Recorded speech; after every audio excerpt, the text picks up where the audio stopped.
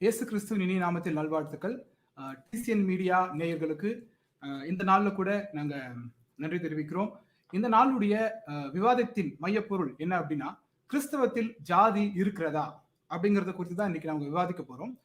கடந்த நாள்ல brother Matthew அவங்க வந்து ஒரு தனியார் யூடியூப் சேனலுக்கு ஒரு இன்டர்வியூ கொடுத்திருந்தாங்க. அதுல அவர் சொன்ன சில கருத்துக்களுக்கு நம்ம பதில் கேட்டு வாங்கும்படியாக அவரை நம்ம அன்போடு அழைச்சிருக்கிறோம். அவங்களும் தங்களுடைய நேரத்தை ஒதுக்கி நம்மோடு கூட வந்திருக்கிறாங்க. நான் விருந்தினர்களை உங்களுக்கு அறிமுகப்படுத்திடுறேன். இந்திய தலித் கிறிஸ்தவர்கள் கூட்டமைப்பின் ஒருங்கிணைப்பாளராக இருக்க கொண்டிருக்கிற பிரதர் மேத்யூ அவர்களை கரம் கூப்பி நாங்கள் வரவேற்கிறோம். Thanks for your time. தாழ்த்தப்பட்ட ஜனங்களுக்காக கிறிஸ்தவத்துக்குள்ள அவங்க தொடர்ந்து அவங்களுடைய குரலை கொடுத்து கொண்டிருக்கிறாங்க. அடுத்ததாக நம்ம தீர்த்தில் வந்திருக்கிற தமிழ் கிறிஸ்டியன் அப்போலஜிஸ்ட் நெட்வொர்க் ஊழியத்தை செய்து கொண்டிருக்கிற கிறிஸ்தவத்துக்கு எதிராக எழுப்பப்படுகிற கேள்விகளுக்கு சரியான பதில்களை கொடுத்து கொண்டிருக்கிற பிரதர் வெங்கடேசன் அவர்கள் நம்ம இடத்துல வந்திருக்கிறாங்க. கரம் கூப்பி அவர்களை வரவேற்கிறோம். ஓகே, நம்ம நேரடியாக விவாதத்தை நம்ம மேத்யூ பிரதர் கிட்ட ஸ்டார்ட் பண்ணலாம். பிரதர், உங்களுடைய இன்டர்வியூ நான் பார்த்துருந்தேன். அதில் நீங்கள் வந்து கிறிஸ்தவத்தில் இருக்கிற இந்த காஸ்ட் ப்ராப்ளத்தை பற்றி நீங்கள் பேசியிருக்கிறீங்க. சரிங்களா பிரதர்? ஸோ எனக்கு அதில் என்ன கேள்வி இருக்குது அப்படின்னா, இப்போ நம்ம அந்த கேள்விகளுக்குள்ள போகிறதுக்கு முன்னாடி நம்ம நேயர்கள் வந்து உங்களுடைய கருத்து என்ன தெரிஞ்சுக்க விரும்புவாங்க இல்லைங்களா? ஸோ அந்த கருத்தை நீங்கள் சுருக்கமாகவும் கொஞ்சம் தெளிவாகவும் சொல்லிட்டீங்கன்னா நம்ம விவாதத்துக்குள்ள போயிடலாம். அதாவது இப்போ இந்த ஒரு காலகட்டத்தில் ஒரு சில செய்திகளை வந்து மக்களுக்கு அறியும்படி செய்வதற்கான ஒரு முயற்சியில் வந்து நாங்கள் ஈடுபட்டு இருக்கிறோம். அதில் குறிப்பாக நாங்கள் வந்து முன்வைக்கக்கூடியது திருச்சபையில், குறிப்பாக கத்தோலிக்க திருச்சபையில் தீண்டாமை நிலவுகிறது அப்படின்ற ஒரு விஷயத்தை வந்து முன்வைக்கிறோம். இது வந்து ஒரு பரந்துபட்ட ஒரு செய்தி.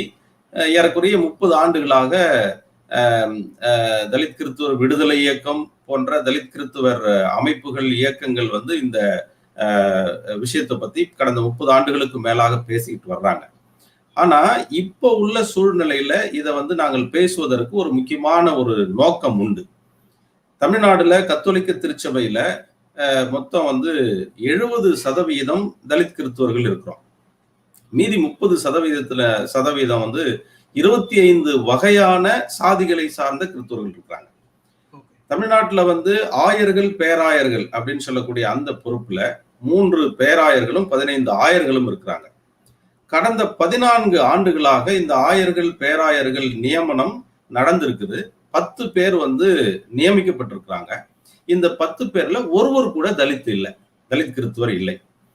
அதே மாதிரி இன்னைக்கு இருக்கக்கூடிய இந்த 18 ஆயர்கள், பேராயர்கள்ல ஒரே ஒருவர் மட்டும்தான் தலித் சமூகத்தை சார்ந்த ஆயராக இருக்கிறார். செங்கல்பட்டு மறைமாவட்ட ஆயர் நீதிநாதன் அவர்கள்.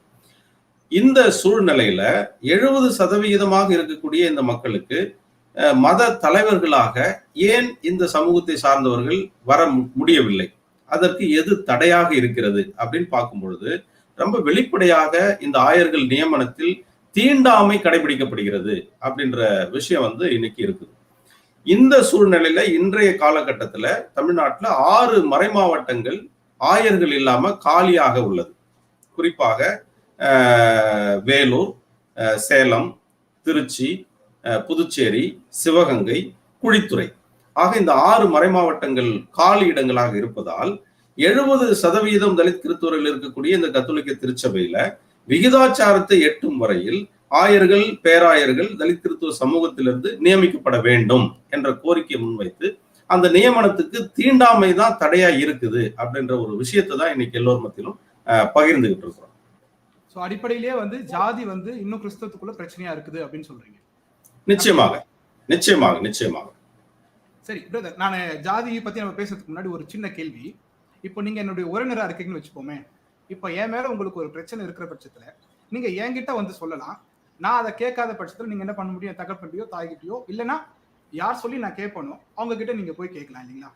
இப்போ நம்ம ஒரு பொது தளத்துல கொண்டு போய் வைக்கும்போது, ஒரு யாருமே தெரியாத ஒரு 3வது மனுஷன் கிட்ட கொண்டு போய் இந்த பிரச்சனையை வைக்கும்போது அந்த பிரச்சனை சால்வ் ஆகும் நீங்க எப்படி நினைக்கிறீங்க? இந்த ஒற்றை விஷயத்த வந்து மனசுல வச்சுதான் பல 100 ஆண்டுகளாக தலித் கிறிஸ்துவ சமூகங்கள் பொது தளத்துக்கு வரல, இந்த விஷயத்த வந்து எடுத்துக்கிட்டு வரல. அதே மாதிரி மத தலைவர்களும் இது வந்து நம்முடைய குடும்ப பிரச்சனை, இதை வந்து வெளியில எடுத்துட்டு போக கூடாது அப்படின்னு சொல்லி வேண்டுகோள் வச்சிருக்கிறாங்க. அந்த வேண்டுகோளுக்கு அந்த மத தலைவர்களுக்கு கட்டுப்பட்டு பல 100 ஆண்டுகளாக தலித் கிறிஸ்தவர்கள் இந்த விஷயத்தை எடுத்துட்டு வரல. இப்ப உதாரணத்துக்கு ஒரு விஷயத்த சொல்றேனே, கணவன் மனைவியை அடிப்பது அப்படின்றது வந்து நிச்சயமாக ஒரு பெரிய மனித உரிமை மீறல். அது வந்து வீட்டுக்குள்ள நடக்கும் பொழுது 3வது நபர்கள் அதுல தலையிட போறது கிடையாது. ஆனா ஒரு கட்டத்துல அந்த அடி தாங்க முடியாத மனைவி, அந்த பெண் தெருவுக்கு வந்து அழும் பொழுது அதனுடைய நோக்கம் என்ன? சுத்தி இருக்கிறவங்க எல்லாரும் வந்து ஆதரவுக்கு கூப்பிடுறாங்க. வேற வழி இல்ல. குடும்பத்துல அந்த வன்முறையை என்னால தாங்க முடியல, நான் பொது வெளிக்கு வரேன்.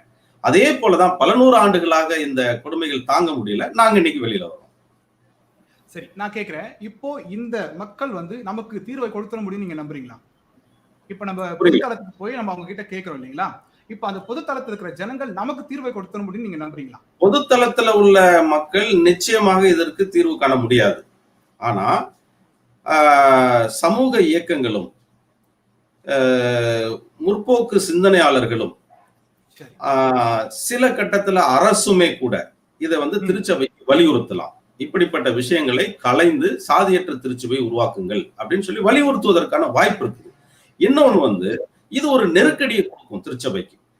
ஓகே, சரி, நெருக்கடியை கொடுக்கறதுக்காக நம்ம பொதுத்தளத்துக்கு போய் நம்ம இந்த வேற வழி இல்ல. ஓகே, அப்போ உங்களுக்கு ஜாதிய இந்த கட்டமைப்புக்குள்ள கொஞ்சம் கூட நம்பிக்கை இல்லை, சரியா? நிச்சயமாக அதுல துளி கூட நம்பிக்கை இல்லை. அதனாலதானே கிறிஸ்துவம் தழுவணும். அதுதான் கேட்கிறேன். சரி, அப்போ ஜாதிய அடிப்படையோ இல்ல ஜாதிய ஏற்றத்தாழ்வோ நம்ம ஏற்கல அப்படின்னா நம்மளுடைய பெயர்லயே நம்ம தலித் கிறிஸ்தவர் நம்மளை அடையாளப்படுத்திக்கிறதுக்கான எண்ணம் நமக்கு எங்கிருந்து வருது? ஒண்ணு. ரெண்டாவது, நம்முடைய இயக்கம் நீங்க சொல்லும் போது இந்திய தலித் கிறிஸ்தவர்கள் கூட்டமைப்பு தான் சொல்றீங்க. அப்போ நீங்க அப்படி சொல்லும் போது நீங்க என்ன பண்றீங்கன்னா மற்ற சமயத்துக்கும் அதாவது மற்ற ஜாதிக்கும் அப்போ நீங்க இந்த இந்திய தலித்துங்கிறத எடுத்துட்டு இந்திய நாடார், இந்திய நாயுடு, ரெட்டியார், முதலியார் அப்படின்னு சொல்லிட்டு என்ன ஜாதி வேணா போட்டுக்க முடியும்ல? அப்ப நம்மளே அந்த இடத்த கொடுத்துற போது நம்ம எப்படி தலித்னு என்ன சொல்லாதீங்க, இப்படின்னு என்ன சொல்லாதீங்க நம்ம எப்படி கேட்க முடியும்? அதாவது சட்டப்படி வந்து பறையர், பல்லர், சக்கிலியர், வண்ணார் அப்படி சொல்லுவதுதான் வந்து வன்கொடுமை தடுப்பு சட்டத்தின் கீழ் வருது. தலித் அப்படின்ற சொல் வந்து ஒரு குறிப்பிட்ட சமூகத்தை அடையாளப்படுத்தக்கூடிய ஒரு சொல்லாக இருந்தாலும், ஆனால் அது வந்து ஒரு சாதி பெயர் அல்ல, அது வந்து ஒரு அடையாள பெயர். நானும் ஜாதி பெயர்னு சொல்லல. நமக்கு அந்த அடையாளம் தேவையா? நம்ம ஜாதி அடையாளம் வேணான்னு சொல்றோம், நமக்கு அந்த ஜாதி அடையாளம் மறுபடியும் தேவைப்படுதான்னு கேட்கிறேன். சாதி அடிப்படையிலான தீண்டாமை அடிப்படையிலான பல்வேறு அடையாளங்கள் திருச்சபையில் இருக்கும் பொழுது அப்போ இந்த மக்களை எந்த அடையாளத்தோடு சொல்வது? இன்னைக்கு வந்து தமிழ்நாட்டுல 100 கிராமங்களுக்கு மேல தனித்தனி கல்லறை இருக்குது, தனித்தனி சவத்தை எடுத்துட்டு போறதுக்கு தனித்தனி வண்டி இருக்குது, தனித்தனி சர்ச் இருக்குது, தனித்தனி திருவிழா இருக்கு. அப்போ இதை ஒருங்கிணைப்பது இதை எந்த பெயரை கொண்டு இதை வந்து அடையாளப்படுத்துவது? ஓகே, நம்ம அதுக்கான கேள்விகள் அதுக்கான பதிலை நம்ம பிரதர் வெங்கடேசன் கிட்ட கேட்டு வாங்குவோம். அதுக்கு முன்னதாக கிறிஸ்தவத்திற்கு தழுவன தலித் ஜனங்கள் தங்களுடைய ஜாதி சான்றிதழ்ல தங்களுடைய மதத்தை குறிப்பிட்டிருக்காங்களா? இது வந்து மதத்தை தழுவியவர்கள் எடுக்கிற முடிவு அல்ல. அரசாங்கம் வந்து ஒரு பகுதிக்கு ஏற்ற மாதிரி அந்த சாதி சான்றிதழை வந்து கொடுக்குறாங்க. இப்ப உதாரணத்துக்கு வந்து ஒரு எஸ்சி அப்படின்னு சொல்லி மதம் மாறிய ஆதி திராவிட கிறிஸ்துவர் அப்படின்னு சொல்றாங்க. அது வந்து அரசாங்கம் வந்து சில சலுகைகளுக்காக அந்த அடையாளத்தை கொடுக்குது அப்படின்னு சொல்லிடுறாங்க. ஆனா வந்து பிசி அப்படின்னு ஜெனரலா தான் போட்டுறாங்க. பிசின்னு போட்டுட்டு மதம் மாறிய ஆதி திராவிடர் அப்படின்னு ஒரு விஷயத்தையும் சேர்த்து தான் சொல்றாங்க சில இடங்கள்ல. சரி, இன்னொரு விஷயம் பிரதர் உங்ககிட்ட கேட்கணும். அம்பேத்கர் வந்து கிறிஸ்தவத்தை தழுவாததுக்கு காரணம் என்ன நீங்க நினைக்கிறீங்க? அதாவது அவரே வந்து ஆய்வு செய்யறாரு. எந்த மதத்தை வந்து சாதியை கடந்து இந்து மதத்தில் இருக்கக்கூடிய அந்த சாதி படிநிலைகளை கடந்து ஒரு மக்கள் பெருந்திரள் வேறு ஒரு மதத்தை ஏற்கணும் அப்படின்ற ஒரு முடிவுக்கு பிறகு அவரே வந்து கிறிஸ்துவம் தழுவலாமா அப்படின்ற ஒரு ஆய்வை மேற்கொள்றார். அவருடைய குறிப்பிலே வந்து தமிழ்நாட்டுல மதுரை அருகிலே நடந்த ஒரு கிறிஸ்துவத்திலே இருக்கக்கூடிய சாதி சிக்கலை வந்து அவரே உணர்ந்ததனால் அதை மேற்கோள் காட்டி ஆகவே கிறிஸ்துவத்திலும் சாதி தொடர்கிறது, அதனால் நாம் வந்து பௌத்தம் தழுவுவோம் அப்படின்னு புரட்சியாளர் அம்பேத்கர் அப்படி ஒரு முடிவு எடுக்கிறார். சோ அம்பேத்கர் வந்து கிறிஸ்தவத்தை தழுவாததுக்கு காரணமே ஜாதி தான் அப்படிங்கிறீங்க? சாதிதான். சரி சரிங்க பிரதர். இப்போ நம்ம வெங்கடேசன் பிரதர் கிட்ட நம்ம போவோம். பிரதர் வெங்கடேசன், கிறிஸ்தவத்துல வந்து சமத்துவம் இருக்குதுன்னு சொல்றீங்க.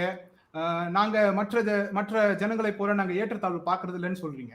ஆனால் சகோதரன் மேத்யூ சொல்றதை பார்த்தா இன்னும் கிறிஸ்தவத்துக்குள்ள நீங்க நான் சொல்றேன், பிறப்புல கூட விட்டுறலாம், ஒரு சவ ஊர்வலத்துல கூட ஜாதி கடைபிடிக்கப்படுது அப்படின்னா இது எப்படி அந்த அதாவது இந்துல இருந்து நான் கிறிஸ்தவத்துக்கோ இல்ல மற்ற மதத்துல இருந்து நான் கிறிஸ்தவத்துக்கோ மாறதுக்கான நோக்கம் என்ன இருக்குது? எஸ் சார், அருமையான ஐயா வந்து அவருடைய கருத்துக்களை பதிவு வச்சு ரொம்ப உண்மையாலுமே அவருடைய ஆதங்கத்தை அவர் பதிவு வச்சிருக்கிறாரு.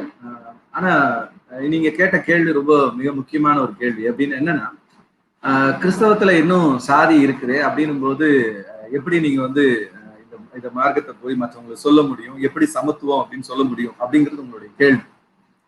உங்களுக்கு தெரியும், கிறிஸ்தவம் அப்படிங்கிறது முதல் நூற்றாண்டிலிருந்து ஏறக்குறைய 2000 வருடங்களாக இந்தியாவிலே இருக்கிறது அப்படிங்கிறது ரொம்ப முக்கியமானது. அதுல பலதரப்பட்ட அதாவது பேச்சுகள், கருத்தாக்கங்கள் இருக்கிறது. ஆனால் அடையாளப்படுத்தப்பட்ட கிறிஸ்தவம் அப்படிங்கிறது பாத்தீங்கன்னா, பெரும்பகுதி கிறிஸ்தவம் வந்து ஐரோப்பியர்களுடைய வருகைக்கு பிறகுதான் அடையாளப்படுத்தப்பட்ட கிறிஸ்தவம் இருக்கிறது. அப்போ இங்கே ஐரோப்பியர்களுடைய வருகைக்கு பிறகு, அதாவது வெள்ளைக்கார மிஷனரிகள் இந்தியாவிலே பணி செய்த பிறகுதான் இங்கே மிகப்பெரிய அளவுக்கு கிறிஸ்தவத்தினுடைய தாக்கம் இங்கே மிகப்பெரிய அளவுக்கு ஒரு வித்தியாசமான முறையிலே வருகிறது. அதுக்கு முன்னாடி இருக்கிற கிறிஸ்தவம் வந்து நமக்கு பெரிய அளவுக்கு அடையாளம் காட்டப்படலை, ஒரு சிலரை தவிர. சீரிய கிறிஸ்தவர்கள், ஆர்த்தோடாக்ஸ் இந்த மாதிரி இருக்கிறவங்களை தவிர நமக்கு பெரும்பகுதி கிறிஸ்தவர்களை நம்ம இங்க அடையாளம் காணப்படுவதற்கு வாய்ப்பு குறைவா இருக்கு. ஆனால் ஐரோப்பியர்களுடைய வருகைக்கு பிறகு கிறிஸ்தவம் அப்படிங்கிறது இங்கே ஒரு தனித்துவமான ஒரு அமைப்பாக, தனித்துவமான ஒரு நிறுவன மதமாக இங்க உருவாயிருக்கிறது அப்படிங்கிறதுல மறுப்பு எதுவும் இல்லை. ஆனால் இங்க மிக முக்கியமான ஒரு விஷயம் நம்ம பார்க்க வேண்டியது என்ன அப்படின்னு பாத்தீங்கன்னா, சாதியம் அப்படிங்கிறது வந்து கிறிஸ்தவத்தினுடைய எந்த ஒரு இடத்திலும் அடிப்படையான ஒரு விஷயம் கிடையாது. இந்த சாதி அல்லது வர்ணாசிரமம் அப்படிங்கிறதே பாத்தீங்கன்னா அது இந்து மதத்தினுடைய மிக முக்கியமான ஒரு கொள்கையாக இருக்கிறது. அதற்கும் கிறிஸ்தவத்திற்கும் எந்த ஒரு சம்பந்தமுமே கிடையாது அப்படிங்கிறது நமக்கு நல்லா தெரியும். ஏன்னா பைபிள் தெளிவா சொல்லுகிறது, ஒரு மனிதன், அதாவது ஆதாம் என்கிற ஒரு மனிதனிலிருந்து தான் இந்த முழு மனுகுலமும் படைக்கப்பட்டிருக்கிறது அப்படிங்கிறது வேதம் நமக்கு தெளிவா சொல்லுகிறது. அது மட்டும் இல்ல, அதுக்கு பிறகு நம்ம பார்க்கிறோம், நோவா என்கிற ஒரு குடும்பத்திலிருந்து தான் முழு மனுகுலத்திற்கான அடுத்த நிகழ்வுகள் ஏற்படுகிறது அப்படிங்கிறத பார்க்கிறோம். அதே நேரத்துல புதிய ஏற்பாட்டுல நம்ம பார்க்கும் பொழுது யூதர்கள் மற்றவர்கள் அப்படிங்கிறத கூட கடவுள் வந்து ஒரு கட்டத்துல வந்து திரும்ப என்ன பண்றாரு அப்படின்னு பாத்தீங்கன்னா, இனி அந்த பிரிவு கூட கிறிஸ்துவுக்குள்ளாக அதுவும் இல்லாம பாத்தீங்கன்னா, நீங்க ஒருவனையும் தீண்டத்தகாதவர்கள் என்றோ தீட்டுள்ளவன் என்றோ நீங்க வந்து சொல்லக்கூடாது அப்படிங்கிறது நம்ம மத்திய அப்போஸ்தலர் நடவடிக்கைகள் 10:28 பாக்குறோம். அப்போ இது மாதிரி கிறிஸ்தவத்தினுடைய அடிப்படை கொள்கை அப்படிங்கிறது உன்னை போல பிறனை நேசி அப்படிங்கிறது தான் அதனுடைய அடிப்படை கொள்கை. அப்ப கிறிஸ்தவ மார்க்கத்துல எந்த ஒரு இடத்துலயுமே வந்து என்ன கிடையாது அப்படின்னா சாதியம் கிடையாது. சாதியம்ங்கிறது என்ன அப்படின்னா உங்களுக்கு தெரியும், வர்ணாசிரமம் அப்படிங்கிறது பிராமணர், சத்திரியர், வைசியர், சூத்திரர், அதுக்கு பிறகு பஞ்சமர் அப்படின்னு இன்னொன்னு சேர்த்துறாங்க. அந்த 5 விதமான பிரிவுகளாக மக்களை பிரித்தல். ஆனால் கிறிஸ்தவத்தை பொறுத்த வரைக்கும் அப்படிப்பட்ட அடிப்படையிலே மனிதர்களை பிரிக்க முடியாது அப்படிங்கிறது நம்ம முதல்ல புரிந்து கொள்ளணும். ஏன்னா எல்லாருமே சமமானவர்கள், ஆணும் இல்லை பெண்ணும் இல்லை, எல்லாருமே சமம் அப்படிங்கிற ஒரு விஷயத்தை தான் வேதாகம் நமக்கு கற்றுக் கொடுக்கிறது. ஆரம்ப காலங்கள்ல மிஷனரிகள், நான் அதை முடிச்சிடறேன், ஆரம்ப காலங்கள்ல மிஷனரிகள் இந்தியாவில சுவிசேஷம் அறிவித்த போது சில வேறுபட்ட வழிகளிலே அவர்கள் கிறிஸ்தவத்தை பரப்பினார்கள். அதாவது என்னன்னா, முதல்ல வந்து நிறைய பேர் வந்து ஜாதி இல்லை அப்படின்ற சாதியினுடைய விஷயத்தை வந்து எதிர்த்து பரப்பினார்கள். சில மிஷனரிகள் மட்டும் என்ன செய்தார்கள் அப்படின்னா, சாதி இருந்தா தப்பு இல்லை, நம்ம அட்ஜஸ்ட் பண்ணிக்குவோம், அப்பதான் எல்லா சாதிக்காரங்களும் உள்ள வருவாங்க அப்படின்னு அட்ஜஸ்ட் பண்ணதையும் நம்ம பார்க்கணும். அப்போ இது மாதிரி நிகழ்வுகள் ஆரம்ப காலங்கள்ல ஒரு 150-200 வருடங்களுக்கு முன்பாக கிறிஸ்தவ திருச்சபைகளுக்குள்ளாக நடைபெற்றிருக்கிறது அப்படின்றத பார்க்கணும். ஆனால் தொடர்ந்து கிறிஸ்துவனுடைய அந்த மாண்பு அல்லது கிறிஸ்தவத்தினுடைய மாண்பு அப்படிங்கிறது தொடர்ந்து பிரச்சாரங்களின் வழியாக, வேத வசனங்கள் வழியாக மக்களுக்கு போதிக்கப்பட வேண்டும் அப்படிங்கிறதுதான் வந்து கிறிஸ்தவத்தினுடைய மிக முக்கியமான விஷயம். அது நிச்சயமாக போதிக்கப்பட்டால் இந்த சாதியம் அப்படிங்கிறது வந்து இருக்கவே முடியாது அப்படிங்கறத நம்ம புரிஞ்சுக்கலாம். சரி, நீங்க சொல்றீங்க கிறிஸ்தவ மார்க்கம் ஜாதியை ஒருபோதும் என்கரேஜ் பண்ணல அப்படின்னு சொல்றீங்க. அப்போ இன்னும் இந்த ஜாதிய கட்டமைப்புகள் கிறிஸ்தவத்துக்குள்ள இருக்குது, அவங்களுக்கு உங்களுக்கான பதில் என்ன? அதாவது இதுக்கு வந்து நாம ஒரு பெரிய ஊழியக்காரங்களா போதகரா எல்லாம் பதில் சொல்ல வேண்டியதில்லை. இந்த உலகத்து மனிதர்களே, கிறிஸ்தவத்தை படித்தவர்கள், கிறிஸ்தவத்தினுடைய ஆழத்தை புரிந்தவர்கள் பலரும் என்ன சொல்லுவாங்க அப்படின்னா, கிறிஸ்தவத்துல ஜாதி கிடையாது, இது கிறிஸ்தவங்களுடைய அதாவது தவறான வழிமுறைகள் தான் அப்படிங்கறத தெளிவா சொல்லுவாங்க. அதுதான் உண்மைன்னு கூட. இன்னும் சொல்ல போனா இதை வந்து திருச்சபைகள் வந்து இதை வந்து எப்படி கையாண்டு இருக்கிறாங்க அப்படிங்கிறது நமக்கு ரொம்ப கவனமா இருக்கணும். அதாவது முதல்ல கிறிஸ்தவர்கள் அப்படின்னா யார் அப்படிங்கிறது இங்க ரொம்ப முக்கியமானது. நம்ம நிறைய நேரத்துல அரசாங்க பதிவேடுகள்ல கிறிஸ்தவர்கள் அல்லது பெயர்கள்ல கிறிஸ்தவர்கள் இப்படிதான் நம்ம கிறிஸ்தவங்களை பார்க்கணும். ஆனால் வேதாகம அடிப்படையில ஒரு கிறிஸ்தவன் அப்படிங்கிறத நீங்க பார்க்கும்போது வேதத்தை நம்புகிறவனா இருக்கணும். முதல்ல வந்து அவன் வேதாகமத்தை நம்புகிறவனாக இருக்கணும். இயேசு கிறிஸ்துவனுடைய அந்த ரட்சிப்பை, சுவிசேஷத்தை ஏற்றுக்கொண்டவனாக, மறுபிறப்பு அடைந்தவனாக, அது அழகா ஆண்டவராக இயேசு சொல்வார், நீ மறுபடியும் பிறக்காவிட்டால் தேவனுடைய ராஜ்யத்தில் பிரவேசிக்க மாட்டாய் அப்படின்னு சொல்லுவார். அப்ப அந்த மறுபிறப்பின் அனுபவம் உடையவனாக இருப்பவனைத்தான் கிறிஸ்தவன் அப்படின்னு சொல்றாங்க. அப்ப நீங்க இன்னைக்கு கிறிஸ்தவத்துல பல டினாமினேஷன்ஸ் இருக்கு. கத்தோலிக்கர்கள், புரோட்டஸ்டாண்ட், பெந்தேகோஸ்தே, இப்படி பல பிரிவுகள் இருக்கு. இந்த எல்லா பிரிவிலையுமே வந்து பாத்தீங்கன்னா கிறிஸ்தவர்கள் இருக்கிறாங்களே ஒழிய கிறிஸ்து உடையவர்களாக, மனம் திரும்பினவர்களாக எத்தனை பேர் இருக்கிறாங்க அப்படிங்கிறதுதான் ஒரு கேள்விக்குறியாக இருக்கிறது. எல்லாமே ஸ்தாபக அல்லது ஸ்தாபனத்தினுடைய கிறிஸ்தவர்களாக இருக்கிறார்கள் அப்படிங்கிறதுல மாற்று கருத்து இல்லை. ஆனால் அவர்கள் எல்லாருமே கிறிஸ்தவர்கள் என்று வேதாகமும் ஒத்துக்கொள்ளுகிறதா அப்படிங்கிறதா ரொம்ப முக்கியம். அதுபடி பார்த்தா எஸ். அடிப்படையில ஒரு கேள்வி வருது. இப்போ நீங்க என்ன பண்றீங்க அப்படின்னா, இவங்க ஜாதி பாக்குறவங்க நான் கிறிஸ்தவங்களா நான் கேட்கும் போது நீங்க என்ன பண்றீங்கன்னா, உங்களுடைய பதில இருந்து நான் புரிஞ்சு கொள்ளக்கூடிய விஷயம் என்னன்னா, அவங்க கிறிஸ்தவர்கள் அல்ல அப்படிங்கிற மாதிரி நீங்க பதில் சொல்றீங்க. அப்போ நான் கேட்கிறேன், அப்போ மற்ற சமயத்திலையும் இப்போ ஒண்ணுமே இல்லை, இந்திய தேசத்துக்கு விரோதமா நான் ஒண்ணு பேசிட்டேன் அப்படின்னா நீ இந்தியரே இல்லைன்னு சொல்லிடுறாங்க. அப்போ அந்த பிராண்டிங் பண்ற மாதிரி நம்மளும் செஞ்சுக்கிட்டே இருந்தோம்னாக்கா அப்ப யார் தான் கிறிஸ்தவர்? நான் ஒரு 3 கேள்வி வச்சிருக்கிறேன் கிறிஸ்தவங்களா என்னன்னு கேட்கறதுக்கு. உங்களோட பெயர் வந்து வெங்கடேசன், சரிங்களா? நீங்க கிறிஸ்தவரா இல்லையாங்கிறத நான் எதை வச்சு கண்டுபிடிக்கணும்? ஏன்னா உங்க பேர் வந்து நீங்க இன்னும் கிறிஸ்தவ பெயர்ன்ற சொல்ற மாதிரி உங்க பேர் இல்லை. ஒண்ணு. ரெண்டாவது, ஒரு ஆள் கிறிஸ்தவன் இல்ல இன்னொரு ஆள் கிறிஸ்தவன் இல்ல அப்படிங்கிறத எந்த அளவுகோலை வச்சு நீங்க தீர்மானிக்கிறீங்க? மூணாவது, என்னோட கவர்மெண்ட் சர்டிபிகேட்ல நான் கிறிஸ்தவன் போட்டிருக்கு. அப்போ நான் கிறிஸ்தவனா இல்லையாங்கிறத யார் தீர்மானிக்கணும்? இந்த 3 கேள்விக்கு உங்களுடைய நேரடியான பதில். ரொம்ப அருமையான கேள்வி. நம்ம இதுதான் நான் இங்க உங்களுக்கு சொன்னேன். அதாவது ஆதி திருச்சபையிலிருந்து தான் நம்ம இதை அறிந்து கொள்ள முடியும். ஆதி திருச்சபையிலிருந்து தான் நம்ம கற்றுக்கொள்ளணும். நமக்கு எல்லாத்துக்கும் பேஸ் வந்து பரிசுத்த வேதாகமம் தான். இந்த பரிசுத்த வேதாகமம் என்ன கற்றுக் கொடுக்குதோ அதை வச்சுதான் நம்ம வந்து எதையுமே தீர்மானிக்க முடியும். இப்ப ஆதி திருச்சபை எதை யாரு ரெகக்னைஸ் பண்ணா, எந்த அரசாங்கம் ரெகக்னைஸ் பண்ணுச்சு அப்படின்னு பாத்தீங்கன்னா, எந்த ஒரு அரசாங்கமும் வந்து ஆதி திருச்சபையை ரெகக்னைஸ் பண்ணல. அப்ப அவர்கள்லாம் எப்படி கிறிஸ்தவர்கள் அப்படின்னு பாத்தீங்கன்னா, அவர்கள் உணர்வு ரீதியாக கிறிஸ்துவை அங்கீகரித்தவர்கள், அவர்கள் தங்களுடைய சமுதாய ரீதியாக கிறிஸ்துவை அவர்கள் வந்து வெளிப்படுத்தினவர்கள். அது மட்டும் இல்லாம தங்களுடைய வாழ்க்கையின் மூலமாக அவர்கள் கிறிஸ்துவை வெளிப்படுத்தினார்கள் அப்படிங்கிறத பார்க்கிறோம். அப்போ தங்களுடைய வாயினால் அறிக்கையிட்டு அவர்கள் கிறிஸ்துவை ஏற்றுக்கொள்ள வேண்டும் அப்படிங்கிறது முதலாக கிறிஸ்தவம் சொல்லுகிற மிக முக்கியமான ஒரு விஷயம்.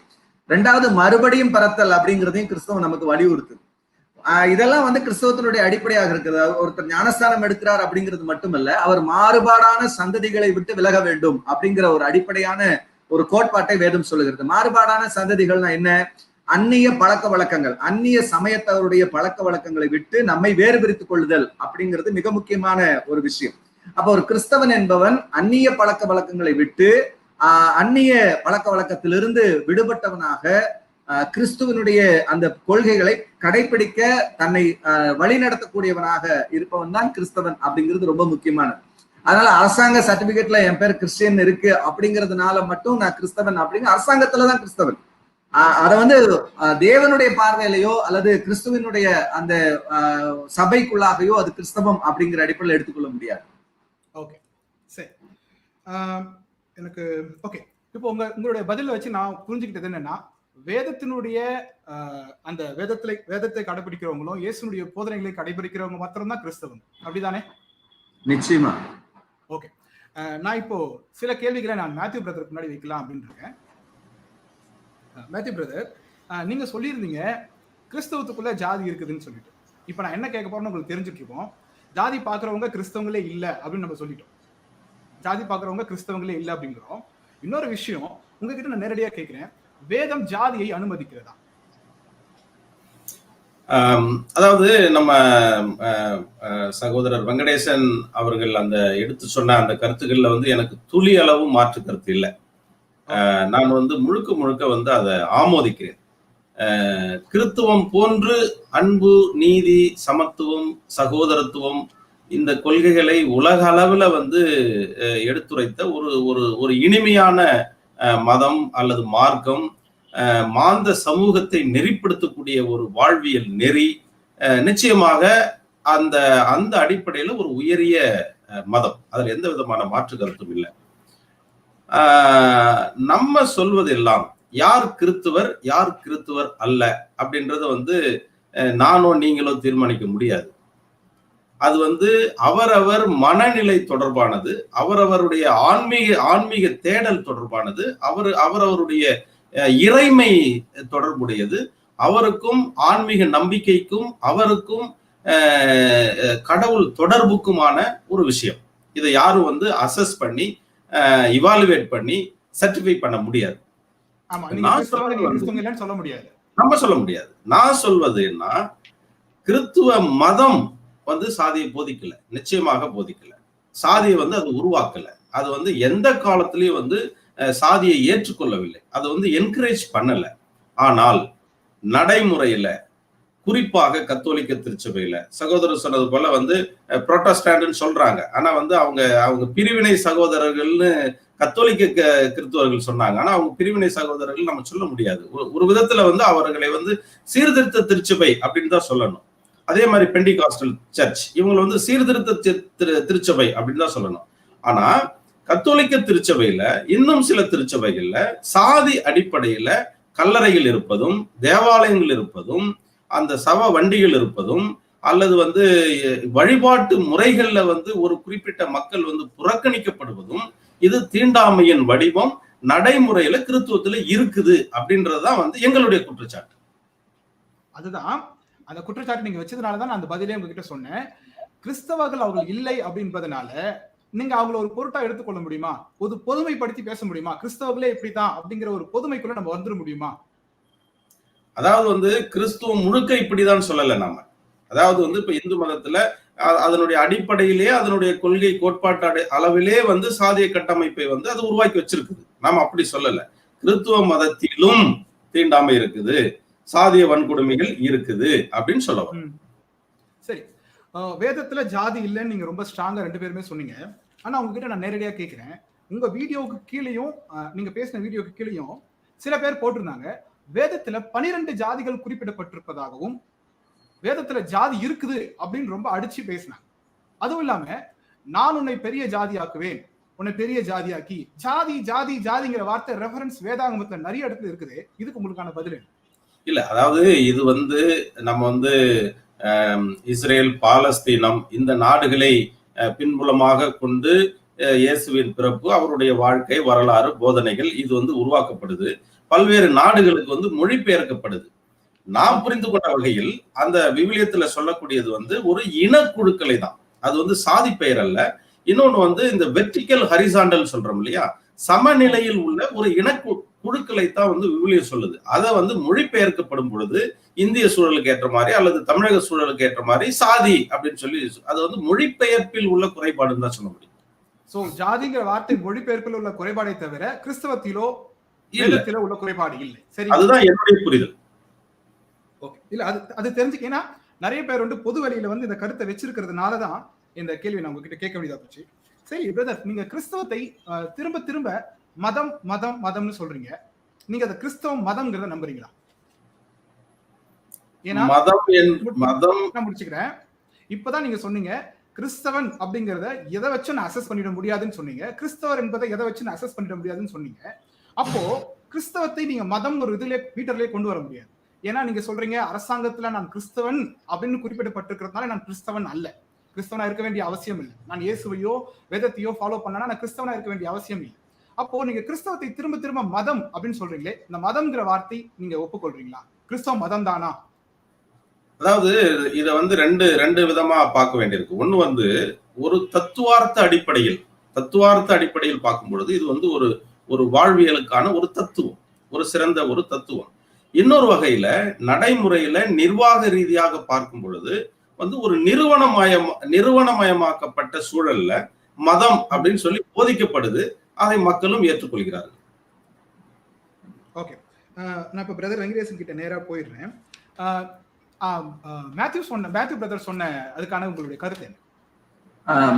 ஐயா அவர்கள் சொன்ன கருத்து வந்து ரொம்ப அருமையான கருத்து. அதாவது ஒரு மதம் நிறுவனமயமாக்கப்படும் போது அது மதமாக மாறுகிறது. அதான் உண்மை.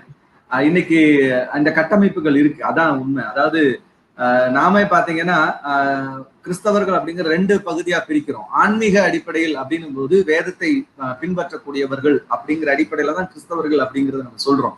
ஆனா அதே நேரத்துல ஒரு அரசாங்க ரீதியாக ஒரு பிரச்சனைகள் வரும் பொழுது நாம் என்ன பண்றோம், நம்மளுடைய பிரிவுகளை கடந்து நம்ம என்ன பண்றோம், கிறிஸ்தவர்கள் ஒன்று கூட்டுகிறோம். அப்ப அங்க வந்து நான் தனியா சீர்திருத்த திருச்சபைனோ இல்ல கத்தோலிக்க திருச்சபைனோ இல்ல பெந்தகோஸ்த திருச்சபைனோ பாக்குறது இல்ல. அங்க ஒரு கிறிஸ்தவர் அடிபட்டுட்டாரு, அங்க ஒரு கிறிஸ்தவருக்கு வந்து பிரச்சனை வந்துருச்சு, அப்படிதான் நம்ம வந்து பேசுறோமே இல்லையா. அதே மாதிரி ஒரு நல்ல விஷயங்களை வந்து வேதத்தின் அடிப்படையில ஒருவர் செய்யும் பொழுது அவங்கள வந்து நம்ம வேதத்தின் அடிப்படையில செயல்பட்டார் அப்படிங்கறதான் பாக்குறோமே ஒழிய அவர் வந்து கத்தோலிக்கரா அல்லது அவர் வந்து சீர்திருத்த திருச்சபையை சேர்ந்தவரா அல்லது அப்படி பாக்குறது கிடையாது. அவர் வந்து வேத அடிப்படையிலே நன்மையான விஷயத்தை பின்பற்றக்கூடியவராக இருக்கிறார் அப்படிங்கிற ஒரு விஷயத்தை தான் பார்க்கிறோம். உதாரணத்துக்கு நான் ஒருத்தரை சொல்லணும்னா அன்னை தெரசா அவர்களை நம்ம சொல்லலாம். இப்ப அன்னை தெரசா அவர்கள் கத்தோலிக்க பின்புலத்தில் இருந்தாலும் அவருடைய பணி என்பது கிறிஸ்துவினுடைய மாண்பை வெளிப்படுத்தக்கூடிய பணி. அப்ப அவங்களை வந்து எல்லோருமே அவர்களை எடுத்து சொல்லக்கூடிய ஒரு விஷயத்துல இருக்கிறோம். அப்போ இது மாதிரி நம்ம நிறைய பேரை சொல்ல முடியும். ஒவ்வொரு இது போன்ற கிறிஸ்துவனுடைய மாண்பை வெளிப்படுத்தக்கூடிய யாராக இருந்தாலும் அவர்கள் எந்த பிரிவில் இருந்தாலும் அவர்களை நாம் என்ன செய்கிறோம் என்றால் முன்னிலைப்படுத்துகிறோம், அவர்களை வந்து சொந்தம் கொண்டாடுகிறோம் அல்லது அவர்களுடைய அந்த விஷயத்தை வந்து நாம முன்மாதிரியா எடுத்துக்கொள்கிறோம். ஆனால் நிறுவனமயமாக்கப்பட்ட ஒரு பிரச்சனைனால நம்ம என்ன செய்யறோம் அப்படின்னு கேட்டீங்கன்னா, ஒரு குடிக்கிற ஒரு நபரையும் கிறிஸ்தவர் அப்படிங்கிற ஒரு நிறுவனமயமாக்கப்பட்ட ஒரு நிலையில தான் இன்னைக்கு இருக்குது. ஆனால் ஆன்மீக அடிப்படையிலே ஒரு குடி இருக்கக்கூடிய ஒரு மனிதரோ அல்லது ஒரு தவறான வாழ்க்கை வாழக்கூடிய மனிதரோ ஒரு காலகட்டத்துல அது வந்து சபை அவர்களை வேறு பிரிக்க வேண்டும் அல்லது அவர்களை வந்து தவறான வழியில் இருக்கிறவங்களை ஒதுங்கி வர வேண்டும் அப்படிங்கறதான் ஆன்மீக அடிப்படையிலான ஒரு விஷயம். ஆனால் மதம் அப்படிங்கும்போது அப்படி இல்லை. அவர் எல்லாருமே கிறிஸ்தவர்கள் அப்படிங்கிற அடிப்படையில் வந்து ஒரு பெரிய கொலகாரா இருப்பாரு, அவர் கிறிஸ்தவராக இருப்பாரு. அப்ப அந்த அடிப்படையில தான் இன்னைக்கு சாதியமும் இருக்கிறது. அதாவது மனம் திரும்பாதவர். ஏன்னா நான் மிக முக்கியமா ஐயா அவர்கள் சொன்னது உண்மை. அதாவது கிறிஸ்தவம் இந்த 150 ஆண்டுகளாக ஒரு மிகப்பெரிய ஒரு அக்கினி கடலை கடந்து கொண்டிருக்கிறது அப்படின்னு தான் நான் சொல்ல முடியும். என்னன்னா இது ஐயா சொல்ற விஷயம் வந்து ஏதோ இன்னைக்கு 20 வருஷம் 30 வருஷம் இல்ல, 100 வருஷத்துக்கு முன்பாகவே பலர் சொன்ன விஷயங்களை தான் ஐயா அவர்கள் இப்ப 30 வருஷமா போராடிக்கிட்டு இருக்கிறாங்க அப்படிங்கிறது. அதாவது மிக முக்கியமான ஒரு விஷயத்தை நம்ம அறிந்து கொள்ள வேண்டும். என்ன அப்படின்னு பாத்தீங்கன்னா, அதாவது சாதிய நம்புறவங்க கண்டிப்பா வந்து கிறிஸ்தவங்களாக இருக்க முடியாது. அதான் ரொம்ப முக்கியமானது. ஏன்னு கேட்டீங்கன்னா, சாதி வந்து கிறிஸ்தவத்தினுடைய அடிப்படையை தகர்க்கக்கூடிய ஒரு விஷயம். அதுதான் ரொம்ப முக்கியமானது. அதாவது அழகா நான் இதை வந்து நான் சொல்றதை விட நான் இதை வந்து வேற ஒருவர் சொல்றாரு. அவர் சொல்றதை நான் உங்களுக்கு அதை வாசிச்சு காமிக்கிறேன். யார் அப்படின்னு பாத்தீங்கன்னா, ஐயா அயோத்திதாசர் அவர்கள் வந்து தமிழ்நாட்டுல பிறந்த ஒரு அருமையான சீர்திருத்தவாதி. அவர்கள் வந்து கிறிஸ்தவத்தினுடைய இந்த சாதிய விஷயத்தை பத்தி சொல்லும்போது அவர் வந்து இந்த மாதிரி சாதிய அடிப்படையில் இருக்கக்கூடிய கிறிஸ்தவங்களை பார்த்து அவர் என்ன சொல்றாரு அப்படின்னா, கிறிஸ்தவர்கள்னு சொல்றது இல்ல, அவர் அரை கிறிஸ்தவர்கள்னு சொல்றாரு. இதை நான் சொன்னாதான் வந்து பிரச்சனை.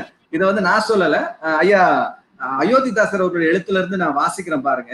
சாதி ஆச்சாரமும் சமயாச்சாரமும் விடுவதில்லை என்றால் அவனுக்கு கிறிஸ்தவன் என்று பெயர் பொருந்தவே பொருந்தாது. இப்ப இதை யார் சொல்றது, இந்த டிஸ்கிரிமினேஷன் யார் கொடுக்கறது அப்படின்னு பாத்தீங்கன்னா ஐயா அயோத்திதாசர் அவர்கள் கொடுக்கிறார். இது ஒரு விசுவாசி கொடுத்திருந்தா பிரச்சனை இல்லை.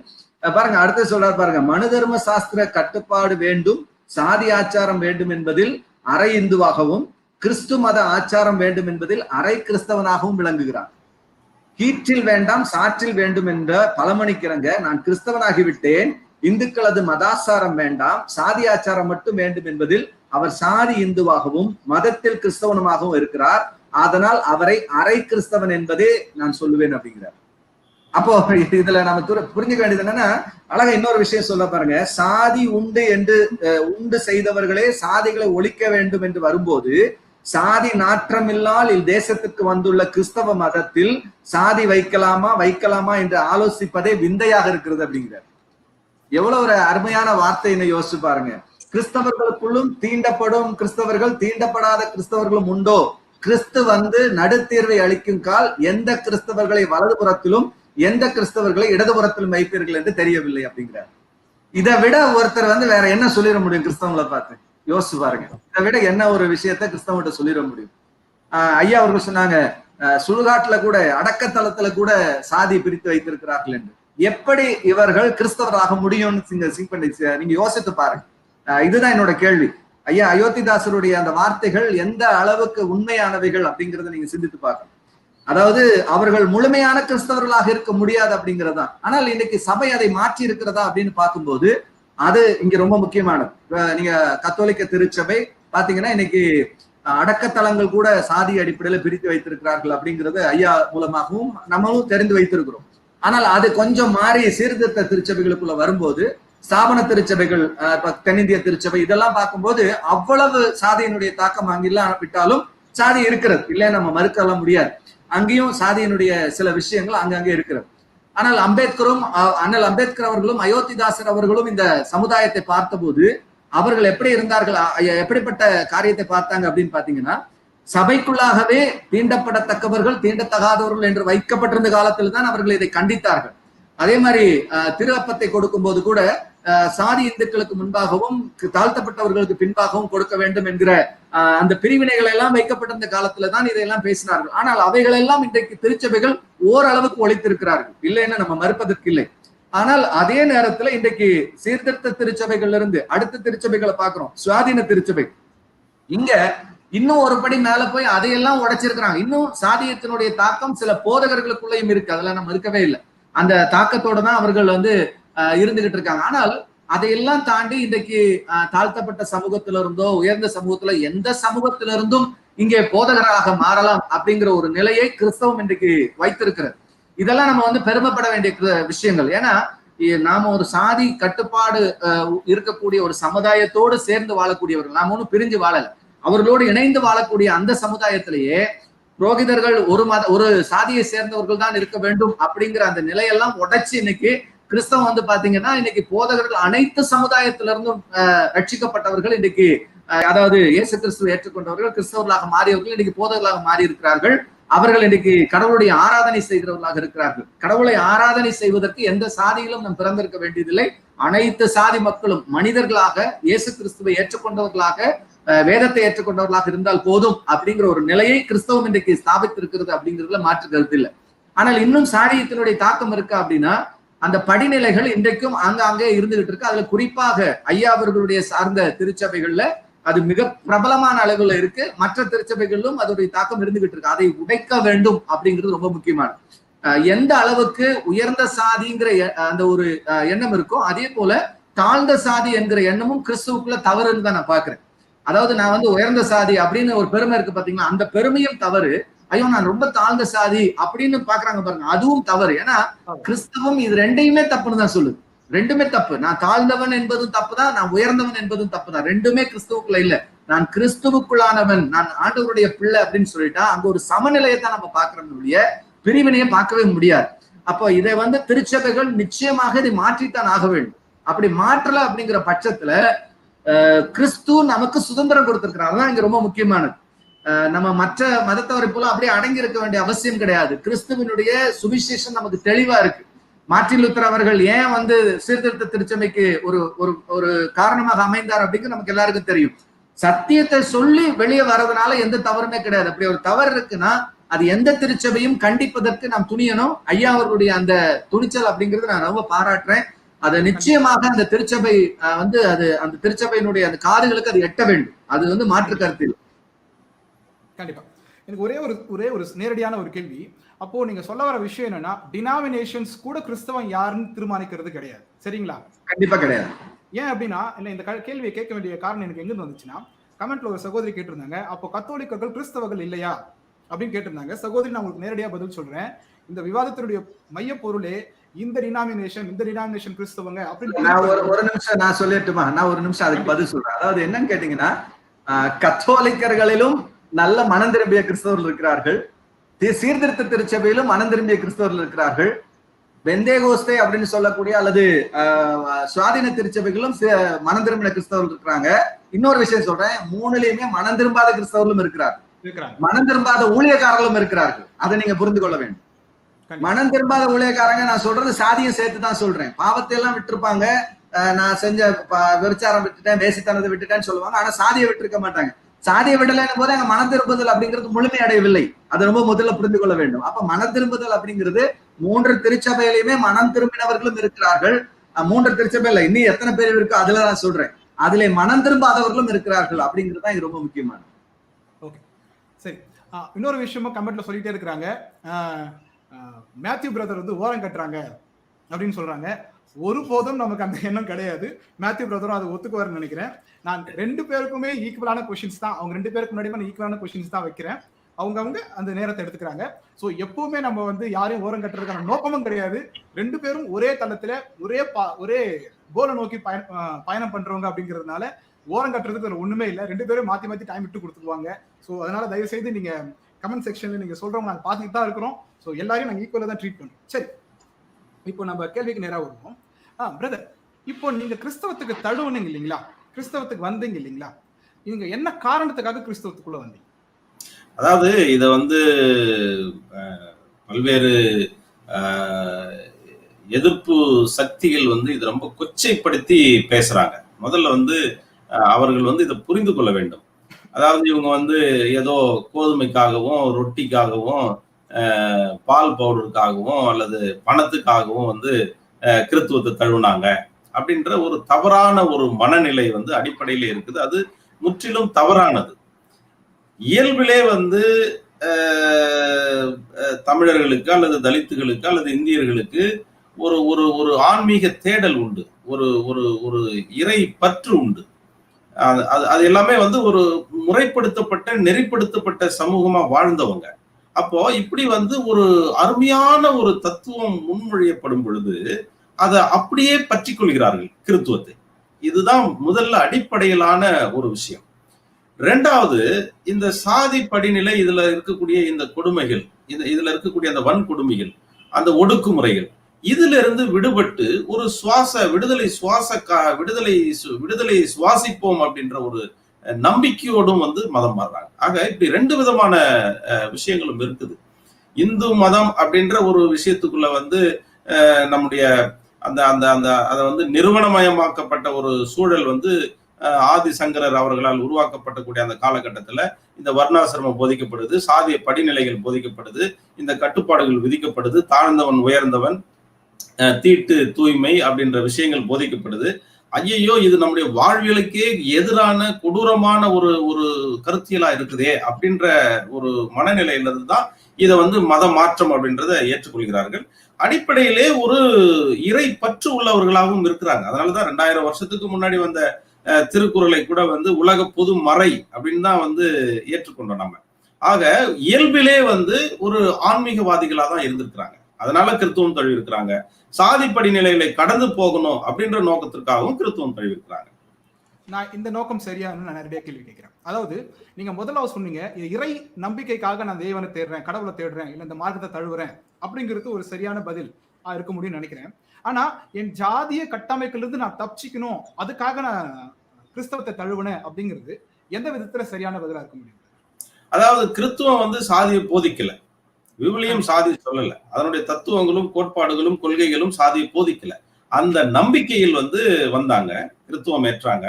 சகோதரர் வெங்கடேசன் நமக்கு ஆரம்பத்துல சொன்னது போல சாதிகளை களைந்து விட்டு கிறித்துவம் தழுவுங்கள் அப்படின்ற ஒரு நெருக்கடியை கொடுத்துச்சுனாக்க வந்து மதம் மாற்றம் பெரிய அளவுல நடந்திருக்காது.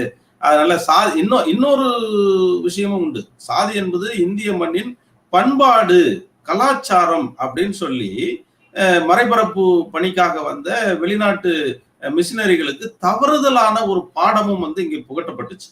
சாதி என்பது எங்களுடைய பண்பாடு, கல்ச்சர், எங்களுடைய ட்ரெடிஷன் அப்படின்னு சொல்லி தவறான செய்தியும் அவங்களுக்கு வந்து புகட்டப்பட்டுச்சு. அதனால அவங்க வந்து மதம் மறைபரப்பு பணியில மட்டும் ஈடுபட்டாங்க.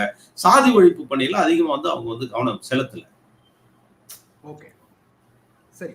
அப்போ நீங்க என்ன சொல்ல வரீங்க அப்படின்னா, இந்த ஜாதிகள் அப்படிங்கிறது வந்து மதம் மாறினது, அதாவது நான் மார்க்கம், இந்த கிறிஸ்தவ மார்க்கத்தை நான் தழுவுனதுக்கு காரணம் வந்து கடவுளுடைய அன்பு தான் முதல், கரெக்டியா? 2வது, நீங்க இந்த காரணத்தை நீங்க தூக்கி பிடிக்கிறது எனக்கு சரியானங்கிறது தெரியல. ஜாதியிலிருந்து நான் தப்பிச்சுக்கிறதுக்காக இல்ல அந்த கொடுமைகளிலிருந்து நான் தப்பிச்சுக்கிறதுக்காக நான் உள்ள வந்தேன் அப்படிங்கிறது சரியா அப்படின்னு எனக்கு தெரியல. அது நேரடியான பதில் சொல்ல முடியுமா? ஜாதி வந்தீங்களா? இத வந்து இந்த கால சூழல்ல நம்முடைய வயது ஒத்தவர்கள் சொல்ல முடியாத ஒரு விஷயம். ஒருவேளை என்னுடைய பாட்டன் முப்பாட்டன் என்னுடைய முதல் தலைமுறை வந்து எதுக்காக மதம் மாறினாங்களோ அவங்கள்ட்ட கேட்கும் போது நிச்சயமாக வந்து அவங்க வந்து சரியான பதில் சொல்லுவாங்க. ஆனா மேத்யூ பிரதர் எதுக்காக கிறிஸ்தவர் ஆனார்னு சொல்லி தெரிஞ்சுக்க முடியுமா? என்னுடைய அம்மா அப்பா கிறிஸ்தவங்க, அதே வழியில நான் பின்பற்றேன். ஓகே, சரி. சோ நீங்க இறைவனோட அன்பை நேரடியா தெரிஞ்சுக்கலையோ? தெரிஞ்சிக்கல அப்படின்ற விஷயம் வந்து இங்க விவாதம் இல்ல. கத்தோலிக்க திருச்சபையை பொறுத்த வரைக்கும் நான் மீண்டும் மீண்டும் அதை தான் சொல்ல வரேன். இந்த கொடுமைகள் அப்படின்றது வந்து கொஞ்சம் கூடுதலா இருக்குது, அது ஒரு காரணமா இருக்குது அப்படின்றதுதான் வந்து நம்ம மீண்டும் சொல்ல வருது. அப்புறம் அந்த விவாதத்துல நீங்க சொல்லியிருந்தீங்க பெயர் மாற்றம் மட்டும்தான் நடந்திருக்குதே தவிர வேற எந்த மாற்றமும் நடக்கல அப்படின்னு சொல்லியிருந்தீங்க. நீங்க ஏற்கனவே அதுக்கான விவாதத்தை நிறைய பொருள் வச்சுட்டீங்க. ஸோ நான் அதையும் இங்க ரெக்கார்ட் பண்ணிடுறேன் ஒரு தடவை. ஏன் அப்படின்னா பெயர் மாற்றம் கிறிஸ்தவம் இல்லை அப்படிங்கறத நம்ம இந்த விவாதத்துல நம்ம தெரியப்படுத்திட்டோம். இப்போ எனக்கு ஒரு கேள்வி இருக்குது. நீங்க சொல்லியிருந்தீங்க திருமணத்திலையும் ஜாதி பார்க்கப்படுகிறது அப்படின்னு நீங்க சொல்லியிருந்தீங்க. ஸோ நானா கேட்கிறேன், திருமணத்துல ஜாதி மட்டும்தான் பார்க்கப்படுகிறதா? பணம் இருக்குதா இல்லையான்னு பாக்குறது இல்லையா? அவன் அந்தஸ்துல இருக்கிறானா இல்லையான்னு பாக்குறது இல்லையா? இன்னும் ரொம்ப உடைச்சு பேசணும் அப்படின்னா கலரா இருக்கானா இல்லையான்னு கூட நீங்க பார்க்காமையா திருமணம் பண்றாங்க? சோ அந்த பிரச்சனைகள்லாம் நீங்க பேசாம வெறும் ஜாதி, அதாவது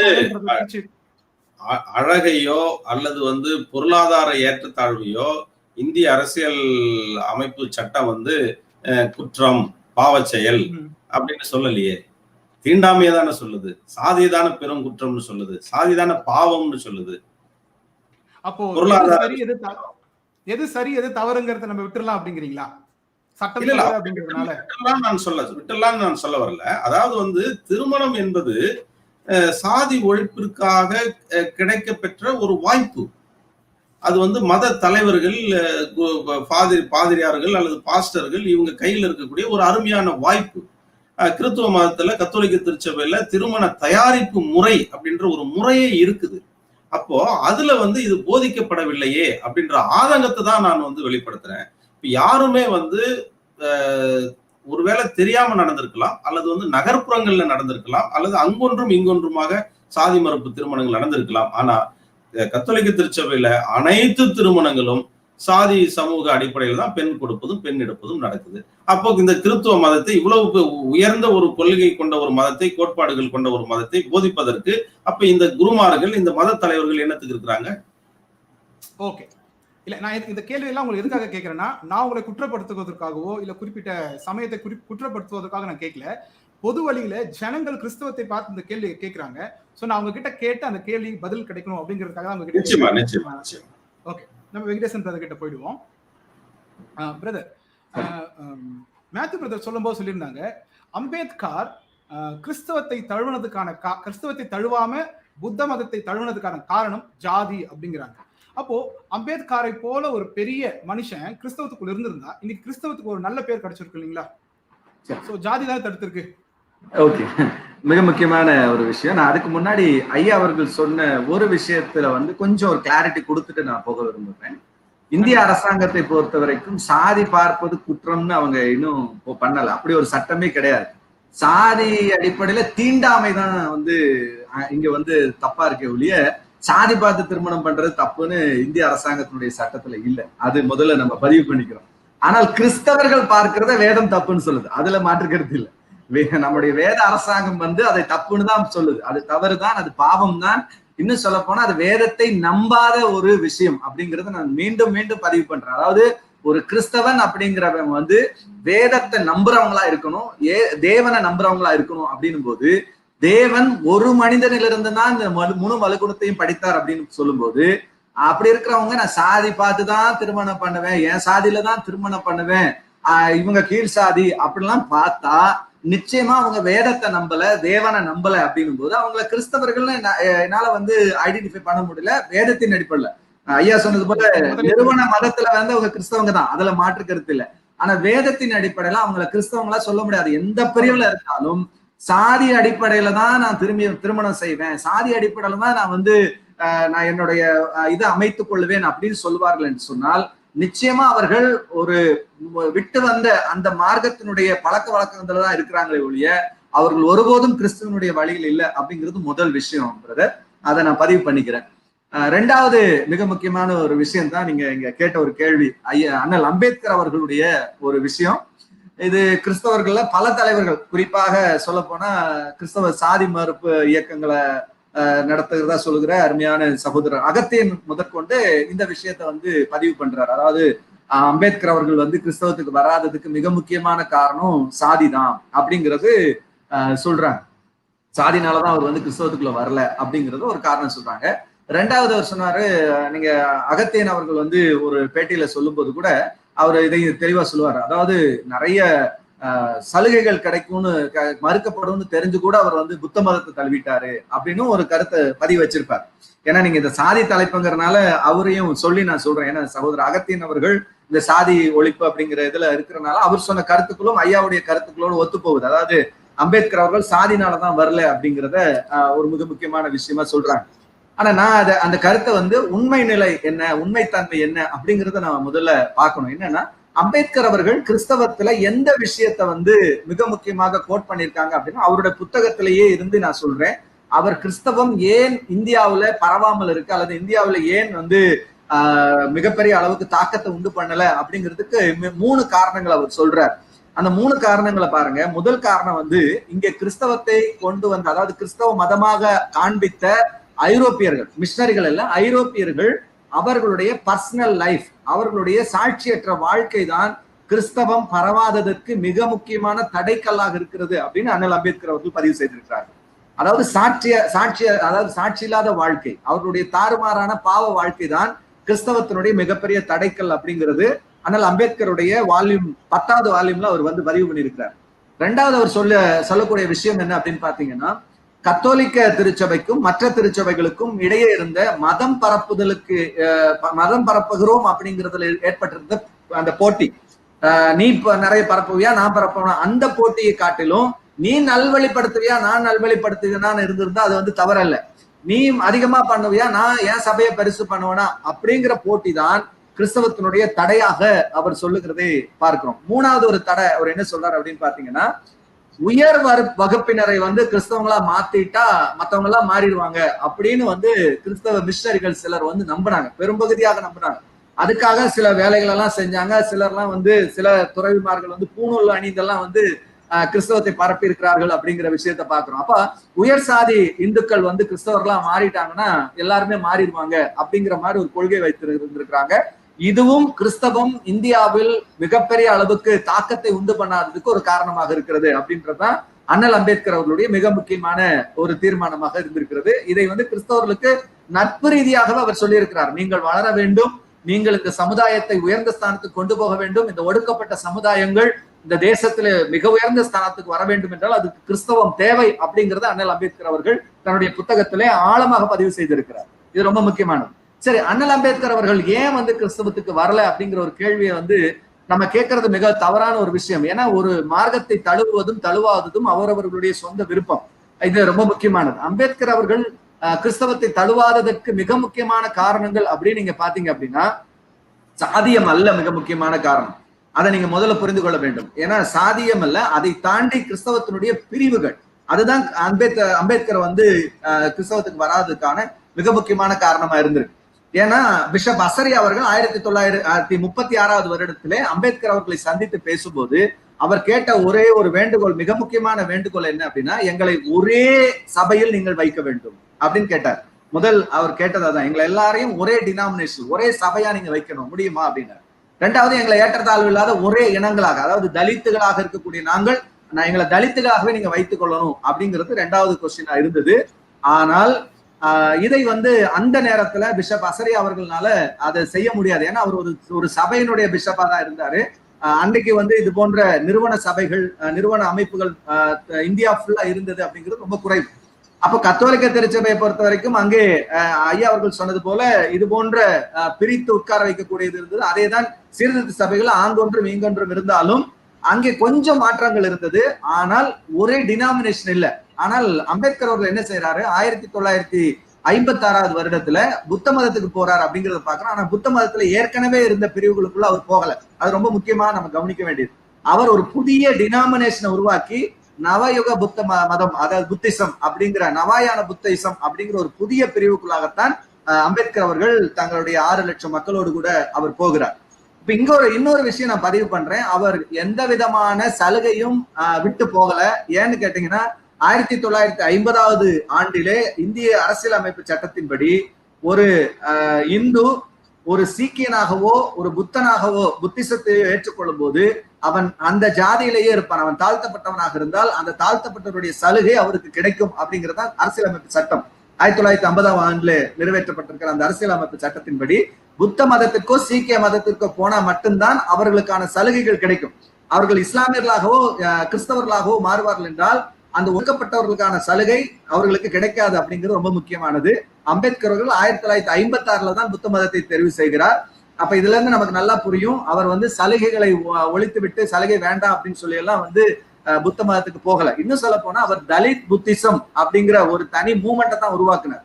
இன்னைக்கும் பாத்தீங்கன்னா மத்த புத்த மதத்தை சேர்ந்த மற்ற பிரிவினர்கள் இவர்களை தனியாகத்தான் பார்த்து கொண்டிருக்கிறார்கள் அப்படிங்கறதுதான் ஒரு செய்தி. சரி, இங்க ரொம்ப முக்கியமானது ஏன் அம்பேத்கர் மாறலங்கிறதுக்கு அம்பேத்கர் ஏதாவது காரணம் சொல்லி இருக்கிறாரா அப்படின்னு பார்க்கும்போது, அம்பேத்கருக்கு கிறிஸ்தவத்தினுடைய இறையியலை பொறுத்த வரைக்கும் அவருக்கு அங்கீகரிக்க முடியவில்லை. அதான் மிக முக்கியமான காரணம். இன்னைக்கு அதை அரசியல் ரீதியாக அம்பேத்கரிசத்தை பேசக்கூடிய அண்ணன் திருமாவளவன் அவர்கள் மற்றும் பலர் இதை தெரியும். ஏன்னா அவரே எழுதின விஷயம். இதை அம்பேத்கரே ஏன் நீங்க ஒரு முஸ்லீமாகவோ அல்லது ஏன் ஒரு கிறிஸ்தவராகவோ மாறவில்லை அப்படின்னும் போது அவர்களுடைய அடிப்படையாக இருக்கக்கூடிய இறையியல் எனக்கு ஒத்து வரவில்லை அப்படிங்கிறத அவரு சொல்லியிருக்கிறார். அப்போ அவர் அதற்காகத்தான் என்ன பண்றாரு, புத்த மதத்திலே கடவுள் கொள்கை கிடையாது, அதனால நான் ஒரு புது டினாமினேஷன் உருவாக்கி கடவுள் கொள்கை இல்லாத ஒரு புத்த மதத்துக்குள்ளதான் அவர் போறாரு. அங்க கடவுள் அப்படிங்கிற ஒரு இது இல்ல, அங்க புத்தர் ஒரு மகானாக சத்தியத்தை தேடி போகக்கூடிய ஒருவராக இருக்கிறார், அதுதான் எனக்கு ஒத்து வருது அப்படிங்கிறதுனால அந்த இறையியல் கோட்பாடு அடிப்படையில தான் அம்பேத்கர் அவர்கள் புத்த மதத்தை தேர்வு செய்தார்களே ஒழிய சாதியினுடைய தாக்கம் இருக்கு அதனாலதான் கிறிஸ்தவத்தை ஏற்றுக்கொள்ளல அப்படிங்கிறது மிக முக்கியமான காரணம் இல்ல. சாதியம் இருந்தது, சாதியத்தினுடைய தாக்கம் இருக்கிறது, இந்து மதத்தில் இருக்கக்கூடிய சாதியினுடைய இது அமைப்பு இங்க கிறிஸ்தவத்திலும் உருவாகி கொண்டிருக்கிறது அப்படிங்கிறத மிக வன்மையாக கண்டித்தவர் அம்பேத்கர். நீங்க இப்படி இருக்கக்கூடாது அப்படின்னு. அம்பேத்கருக்கு ஒத்த அந்த எண்ணம் கொண்டவர் தான் ஐயா அயோத்திதாசர் அவர்கள். அவர்களும் இதை தெளிவுபடுத்துறார். அதாவது கிறிஸ்தவம் சாதியமோடு இங்க வரவில்லை. இந்தியாவுக்கு வந்த கிறிஸ்தவத்துல சாதியம் கிடையாது, இந்திய கிறிஸ்தவத்திலே சாதியினுடைய தாக்கங்கள் வந்து கொண்டிருக்கிறது. அந்த சாதி அப்படியே உள்வாங்கி கொண்டிருக்கிறார்கள், அது தவறு என்று அவர்களே சொல்லி இருக்கிறார். இது ரொம்ப முக்கியமானது. அதனாலதான் அவங்க கிறிஸ்தவத்துக்குள்ள வரல அப்படிங்கிறது காரணம் அல்ல. மிக முக்கியமான காரணம் கிறிஸ்தவத்தினுடைய இறையியல் அம்பேத்கருக்கு ஒத்து வரல, அது ரொம்ப முக்கியமானது. அதுக்கு பிறகு கிறிஸ்தவர்களுடைய சில நடவடிக்கைகளும் அவருக்கு தயக்கம் ஏற்படுத்தி இருக்கலாம். ஆனால் பிஷப் அசரி அவர்கள் நான் ரொம்ப வருத்தப்படுறேன், நான் மனம் வெட்கப்பட்டு வந்தேன் அப்படின்னு சொல்றாரு. எதுக்கு அப்படின்னா கிறிஸ்தவர்களுக்குள்ள இருந்த பிரிவினை பிரச்சனைகள், ஆங்காங்கே இருக்கக்கூடிய டினாமினேஷன் பிரச்சனைகள், இதனாலதான் அவர் வெட்கப்பட்டார். ஏன்னா ஒரே சபையில அவரை வைக்க முடியாது அப்படிங்கறதுதான். 6 லட்சம் பேர்த்த ஒரே சபையில வைக்கக்கூடிய அந்த காரியத்தை செய்ய முடியல. ஆனால் அதற்கு பிறகு பிஷப் அசரி அவர்கள் போராடுகிறார். எதற்காக? திருச்சபைகள் ஒன்றிணைப்புக்காக போராடுகிறார். அது இவர் பிஷப் அவர்கள் 1945ல மரித்து விடுகிறார். 1947 தான் இந்தியாவில் இருக்கக்கூடிய பல திருச்சபைகள் இணைந்து தென்னிந்திய திருச்சபை அப்படிங்கிற ஒரு அமைப்பாக மாறுகிறார். இதை நல்லா கவனிக்கணும். இது பிஷப் அவர்களுடைய மிக முக்கியமான பணி அதுல இருக்கிறது அப்படிங்கிறது ரொம்ப முக்கியமான. ஏன்னா அம்பேத்கருடைய அந்த கேள்வியில் அவமானப்பட்டு வந்ததுக்கான மிக முக்கியமான காரணம் ஒரு அமைப்பாக கிறிஸ்தவம் அன்றைக்கு இல்லை சீர்திருத்த திருச்சபையில. அதற்கு பிறகு அவர்கள் அதை நடைமுறைப்படுத்தினார்கள் அப்படிங்கிறத பாக்குறோம். இதான் ரொம்ப முக்கியமான விஷயம். ஐயா சொன்னது போல ஜாதி இருக்கிறதுங்கிறத வன்மையா கடிந்திருக்கார் அம்பேத்கர் அவர்கள், வன்மையாக கடிந்து கொண்டிருக்கிறார். ஜாதி தாக்கம் கிறிஸ்தவத்துக்குள்ள இருக்குதுங்கிறத, அதுவும் புதைக்கிற இடத்திலேயே சாதி வித்தியாசம் இருக்கிறது. நீங்கள் தலித்துகளை கிறிஸ்தவர்களாக மாற்றி இருக்கிறீர்கள், ஆனால் அவர்களுடைய வாழ்வாதாரம் மாறவில்லை அப்படிங்கிறத அம்பேத்கர் அவருடைய புத்தகத்திலே பதிவு செய்திருக்கிறார். அதுல மாற்று கருத்து இல்லை. ஆனால் அந்த நிலை இன்றைக்கும் தொடரும் என்றால் அதை விட கேவலம் கிறிஸ்தவர்களுக்கு வேற எதுவும் கிடையாது. அதான் ரொம்ப முக்கியமானது. அப்ப முதல்ல கிறிஸ்தவர்கள் அப்படின்னு சொல்லணும் அப்படின்னா முதல்ல நான் நான் இதை உங்களுக்கு பின்னாடி சொல்றேன், கடைசியா விஷயம் சொல்லும்போது நான் சொல்றேன். ஆனால் சாதி என்பது கிறிஸ்தவ ஒரு காலத்திலும் கிறிஸ்துவனுடைய மார்க்கத்துல இருக்கவே முடியாது. சாதி ஏற்றத்தாழ்வு அப்படிங்கிறது அதை நம்ம தெளிவா நான் பதிவு பண்ண விரும்புகிறேன். எனக்கு இன்னொரு கேள்வி பிரதர், சுருக்கமான கேள்விதான். இப்போ நீங்க சொல்றீங்கல்ல இந்த விஷயங்கள், இப்போ நம்ம இந்த சொல்ற விஷயங்கள் வந்து சில பேர் என்ன பண்ணுவாங்கன்னா, சும்மா நீங்க வாய்க்கு வந்தது சொல்லக்கூடாது அப்படின்னு சொல்லுவாங்க. சோ உங்களால எந்த புத்தகத்துல இருந்து நீங்க எந்த ஆதாரத்தை சொல்றீங்க அப்படின்னு சொல்லிட்டீங்கன்னா, நிறைய பேர் என்ன பண்றாங்கன்னா கமெண்ட்ஸ்ல கேட்டுட்டு இருக்காங்க, நீங்க பொய் சொல்றீங்க அப்படிங்கிற மாதிரி கமெண்ட்ஸ் நிறைய வந்துட்டே இருக்கு. சோ அவங்களுக்கு பதில் சொல்ல வேண்டிய கட்டாயம் அம்பேத்கருடைய வால்யூம் 10 புத்தகத்துல 10வது வால்யூம், அம்பேத்கர் புத்தகம் 10வது வால்யூம்ல நீங்க இதை வாசிக்க முடியும். பேஜ் நம்பர் 450க்கு மேல பாத்தீங்கன்னா அந்த புத்தகம் என்கிட்ட நான் உங்ககிட்ட காமிக்கிற வேணா. இது அம்பேத்கருடைய அந்த புத்தகம் இல்லாதனால நம்ம ஜெராக்ஸ் எடுத்திருக்கிறோம். அம்பேத்கருடைய வால்யூம் 10 பேஜ் நம்பர் வந்து பாத்தீங்கன்னா 450ல இருந்து 41ல இருந்து கிட்டத்தட்ட 565 வரைக்கும் இருக்கக்கூடிய பக்கங்கள்ல நீங்க பார்க்க முடியும். அவர் பல விஷயங்களை கிறிஸ்தவங்களை சாடுறாரு. ஆனால் கிறிஸ்தவ மத மாற்றத்தை ஒருபோதும் அவர் வந்து வெறுக்கவே இல்லை. ஏன்னா கிறிஸ்தவர்கள் தான் தலித்துகளுக்கு பாடங்களை கற்றுக் கொடுத்திருக்கிறார்கள், அதாவது அவர்களுக்கு படிக்கக்கூடிய அந்த வாய்ப்பை கொடுத்திருக்கிறார்கள். அப்படிங்கிறதுல அம்பேத்கர் வந்து ரொம்ப அற்புதமா அதெல்லாம் சொல்றாரு. கிறிஸ்தவ மத மாற்றத்தை அவர் தவறு சொல்லவே இல்லை. நீங்க நல்லா பரப்புங்கன்னு சொல்றாரு. ஆனா ஒண்ணு சொல்றாரு, நீங்கள் ஏற்றத்தாழ்வுகளை களையுங்கள், உங்களுடைய மார்க்கம் என்ன சொல்லுகிறதோ அதை நீங்கள் சரியாக செய்யுங்கள் அப்படின்னு சொல்றாரு. பாருங்க, சாதியை அழித்தொழிக்க வழி அப்படிங்கிற அம்பேத்கருடைய இந்த புத்தகத்துல பேஜ் நம்பர் 57 அவர் சொல்றாரு பாருங்க, ஒருவேளை கிறிஸ்தவ மிஷனரிகள் பழங்குடியினருக்காக மேற்கொள்ளும் முயற்சிகளை ஒரு இந்து ஒருவன் செய்ய விரும்புவதாக வைத்துக் கொள்வோம். அவனால் அதை செய்ய முடியுமா? முடியாது என்றே பணிவுடன் கூறுகிறேன். தொல்குடியினரை நாகரிக மக்களாக ஆக்குவதென்றால் அவர்களை உங்கள் உறவினர்களாக நடத்த வேண்டும். அவர்களில் ஒருவராக அவர்கள் மத்தியில் வாழ வேண்டும். தோழமை உணர்வை வளர்க்க வேண்டும். சுருக்கமாக சொன்னால் அவர்களை நேசிக்க வேண்டும். இப்படி செய்வது இந்து ஒருவனுக்கு எப்படி சாத்தியமாகும்? நான் சாதியை பேணி காப்பதே ஒவ்வொரு இந்துவின் வாழ்க்கையின் முழு லட்சியமாகும். தன் சாதி என்பது ஒவ்வொரு இந்துவுக்கும் விலை மதிக்க முடியாத பெரும் சொத்து. ஆக எப்பாடுபட்டாவதும் ஒரு இந்து அதை காப்பாற்றியே தீர வேண்டும் அப்படின்னு சொல்றாரு. அப்ப அதுல தெளிவா கிறிஸ்தவ மிஷனரிகளுடைய பங்களிப்பை அவர் என்ன சொல்றாரு அப்படின்னு பாத்தீங்கன்னா, ஒரு பழங்குடி மக்கள் மத்தியில ஒரு கிறிஸ்தவர்கள் வந்து பணி செய்கிறார்கள் என்றால் அவர்கள் தங்களுடைய உறவினர்களாக, தங்களுடைய சொந்த மக்களாக நினைத்துத்தான் அவர்கள் மத்தியில் அவர்கள் வாழுகிறார்கள், அவர்களோடு கூட சாப்பிடுகிறார்கள், அவர்கள் கூட படுத்துறங்குகிறார்கள். அப்படி இருக்கும்போது அது ஒரு கிறிஸ்தவர்னால் முடியும், மற்றவர்களால் முடியாது அப்படிங்கிறத அவர் தெளிவுபடுத்துறார். அப்ப இது நான் இல்ல. ஆமா, அதான் கேள்வி கேட்ட நேயர்களுக்கு நம்ம பதில் சொல்லிட்டோம். ஏன்னா அவங்க வந்து ஆதாரம் இல்லாம பேசுறாங்கன்னு சொன்னதுனால நம்ம அதை காட்ட வேண்டியதா போச்சு. நம்ம மேத்யூ பிரதர் கிட்ட சில கேள்விகளை கேட்கலாம். பிரதர், நீங்க இது கொஞ்சம் ஜாதிக்கு வெளியில இருக்கிற ஒரு டாபிக் தான், ஜாதியை விட்டு கொஞ்சம் வெளில வருவோம். நீங்க அந்த வீடியோல சொல்லியிருந்த சில விஷயங்களை நான் உங்ககிட்ட நேரடியாக கேட்டு கேள்விகள் பதில் வாங்கிடலான்னு பாக்குறேன். அந்த வந்து நீங்க சொல்லியிருந்தீங்க, அந்த வீடியோல சொல்லியிருந்தீங்க, கிறிஸ்தவத்திற்கு தலைநகரான வத்திகன் சிட்டி அப்படின்னு சொன்னீங்க. கிறிஸ்தவத்துக்கு தலைநகரம் ஒண்ணு இருக்குதா? இல்ல, அதாவது சகோதரர் வெங்கடேசன் அவர்கள் சொன்ன ஒரு விஷயத்துல நான் கூடுதலா இன்னொரு உதாரணத்தை சொல்லிட்டு இந்த பதிலுக்கு வரலான்னு பாக்குறேன். ஒண்ணு வந்து என்னன்னா, அதாவது வந்து இங்க வந்து மிஷினரிகள் வந்து இங்க உள்ள அந்த பண்பாட்டு அடையாளங்களை ஏற்றுக்கொண்டார்கள் அப்படின்னு சொல்றதுல கத்தோலிக்க திருச்சபையில வீரமா முனிவர் நம்ம எல்லாருக்குமே தெரியும், தமிழ்ல வந்து நிறைய பங்களிப்பு செய்தவர். அவர் வந்து அவரு வந்து வழக்கமா வந்து கிறிஸ்துவர்கள் வந்து வெள்ளை அங்கி அணிவதுதான் வழக்கம். ஆனா வீரமாமுனிவர் வந்து காவி அங்கி தான் அணிந்திருப்பார், காவி. அப்போ அதை ஏற்றுக்கொண்டார். அதே போல வந்து பூணூல் போட்டிருப்பார், அவர் பூணூலும் போட்டிருப்பாரு, காவி அங்கியும் வந்து அணிந்திருப்பார். அதனால கிறிஸ்துவத்துக்குள்ள நடைமுறையில வந்து சாதியம் வந்து உள்ள வருவதற்கான இது போன்ற சில சம்பவங்கள் நிச்சயமாக ஒரு காரணமா இருந்திருக்குது. அதே போல உயர்த்தி கொண்ட சாதியினர் அப்படின்னு சொல்லப்பட்டவர்களை வந்து முதல்ல மத மாற்றம் செஞ்சுட்டாக்க அவங்கள்ட்ட வந்து அடிமைகளாகவும் கூலிக்காரர்களாகவும் வேலைக்காரர்களாகவும் இருந்த மற்ற சாதியை சார்ந்த எல்லாரும் வந்து எளிதில் வந்து விடுவார்கள் அப்படின்ற ஒரு சூழலும் இருந்தது. இதுல வந்து நான் சகோதரரோட உடன்படுறேன். இன்னொரு விஷயத்துல வந்து அண்ணல் அம்பேத்கர் அவர்கள் ஏன் இஸ்லாம் தழுவவில்லை அல்லது ஏன் கிறிஸ்துவம் தழுவவில்லை அப்படின்ற ஒரு விஷயத்துல வந்து மதுரை அருகில உள்ள ஒரு சாதிய ஒரு விஷயத்த சொல்லி அந்த குருவானவர்களை உருவாக்கக்கூடிய குருத்துவ கல்லூரி, குரு மடம் அப்படின்னு சொல்லுவாங்க, அதுல வந்து சாதி கிறிஸ்துவர்களுக்கும் தாழ்த்தப்பட்ட கிறிஸ்துவர்களுக்குமான தனி இடங்கள் இருப்பதெல்லாம் வந்து சுட்டி காட்டி, ஆகவே இதுவும் வந்து சாதியை வந்து உள்வாங்கி இருக்கக்கூடிய ஒரு மதமாகத்தான் இருக்குது அப்படின்னு சொல்லிட்டு இதை வந்து அவரு நிறைவு செய்யறார். நான் வந்து கிறிஸ்துவர்களுடைய தலைமையிடம் வத்திக்கான் அப்படின்னு சொல்லக்கூடியது நம்ம வந்து ரெண்டு விஷயத்த வந்து மாத்தி மாத்தி இடையில வந்து குழப்பம் பண்ணிடுறோம் எல்லாருமே. ஈவன் வந்து நம்ம இதுல பார்த்துக்கிட்டு இருக்கக்கூடியவங்க அந்த கமெண்ட்ஸ் எல்லாம் கொடுத்துட்டு இருக்க கூட கிறிஸ்துவத்துல சாதி இல்லைன்னு சொல்றாங்க. உண்மையிலே இல்லதான். கிறிஸ்துவம் வந்து சாதியை ஏற்றுக்கொள்ளவில்லை, சாதியை மறுக்குது. சாதி என்ற விஷயத்தையே அது சொல்லல. நான் ஆரம்பத்துல சொன்னது போல ஜாதி என்ற விஷயம் வந்து விவிலியத்திலே வருதேன்னு கூட ஒரு கேள்வி கேட்டார் சகோதரர். அது வந்து மொழிபெயர்ப்பால் ஏற்பட்ட குறைபாடு அப்படின்னு சொல்லிதான் நம்ம வந்து பார்க்க வேண்டியது. ஏன்னா விவிலியத்தின் தோற்றம் என்பது பாலஸ்தீனம், இன்றைய இஸ்ரேல் போன்ற பகுதி, அந்த சூழலில் இருந்துதான் அந்த போதனைகள் வந்து இங்கே மொழிபெயர்ப்பு செய்யப்படுகிறது. இந்த பண்பாட்டுக்கு ஏற்றப்பால் விவிலியம் வந்து மொழிபெயர்ப்பு செய்யப்படுது. இன்னைக்கு வந்து பல்வேறு மொழிபெயர்ப்புகள் நடந்து இறுதியாக பல திருச்சபைகள் ஒன்றாக இணைந்து அதுலயும் நிறைய மாற்றங்களை வந்து கொண்டு வந்திருக்கிறாங்க. அதனால வந்து கிறிஸ்துவத்தில் சாதி இல்லை அப்படின்றத நிறைய பேர் சொல்றீங்க. அதுல எந்த விதமான மாற்று கருத்தும் இல்லை. அததான் நானும் நம்புறேன். அதனாலதான் நானும் கிறிஸ்துவத்தை ஏற்றுக்கொண்டேன். அதுல மாற்றம் இல்லை.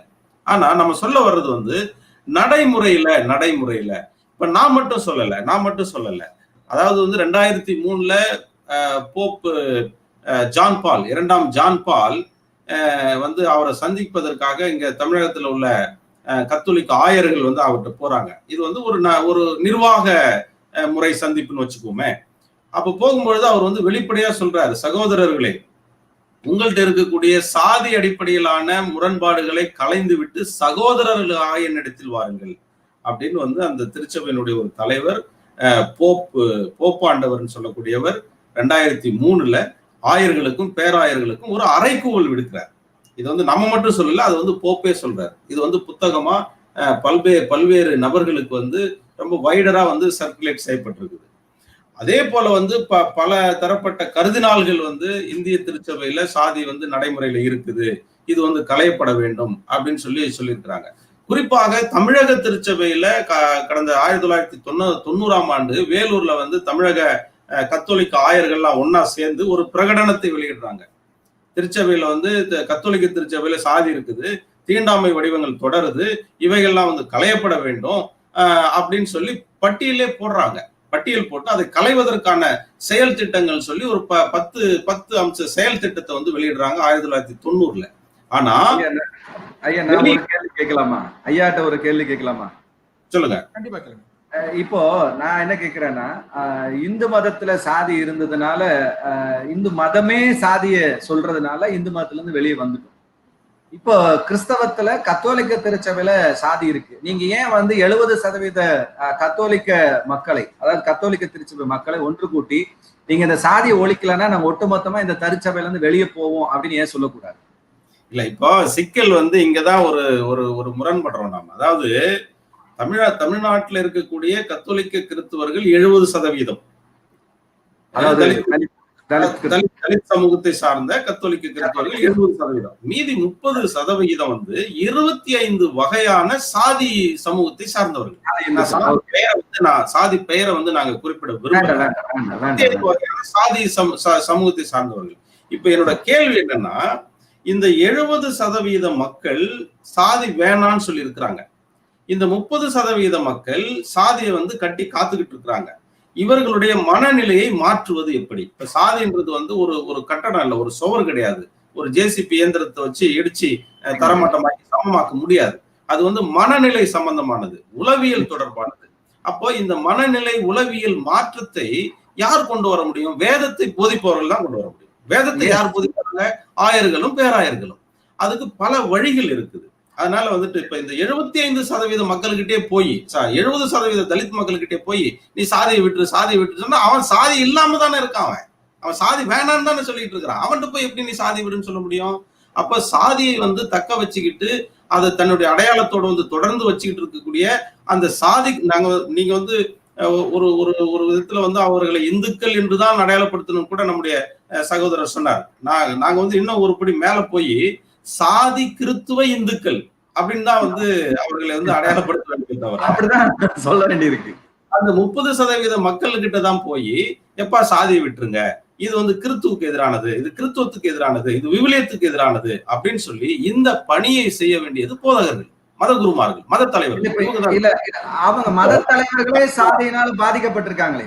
நீங்க சொல்றபடி மத தலைவர்களே சாதியினால பாதிக்கப்பட்டிருக்கும் போது, ஆமா, இவங்க வந்து இந்த சமூகத்திலிருந்து போனவங்க தானே மத தலைவர்கள். இதுல இருந்து போனவங்க. அப்ப அவங்க எப்படி போதிப்பாங்க? இதுதான் அவங்க மாறணும். அவங்க மாறணும். அவங்களை எப்படி மாத்துறது? அது அவங்களை எப்படி மாத்துறது? இப்ப நாங்க வந்து வெளியில புலம்புறோம் இல்ல.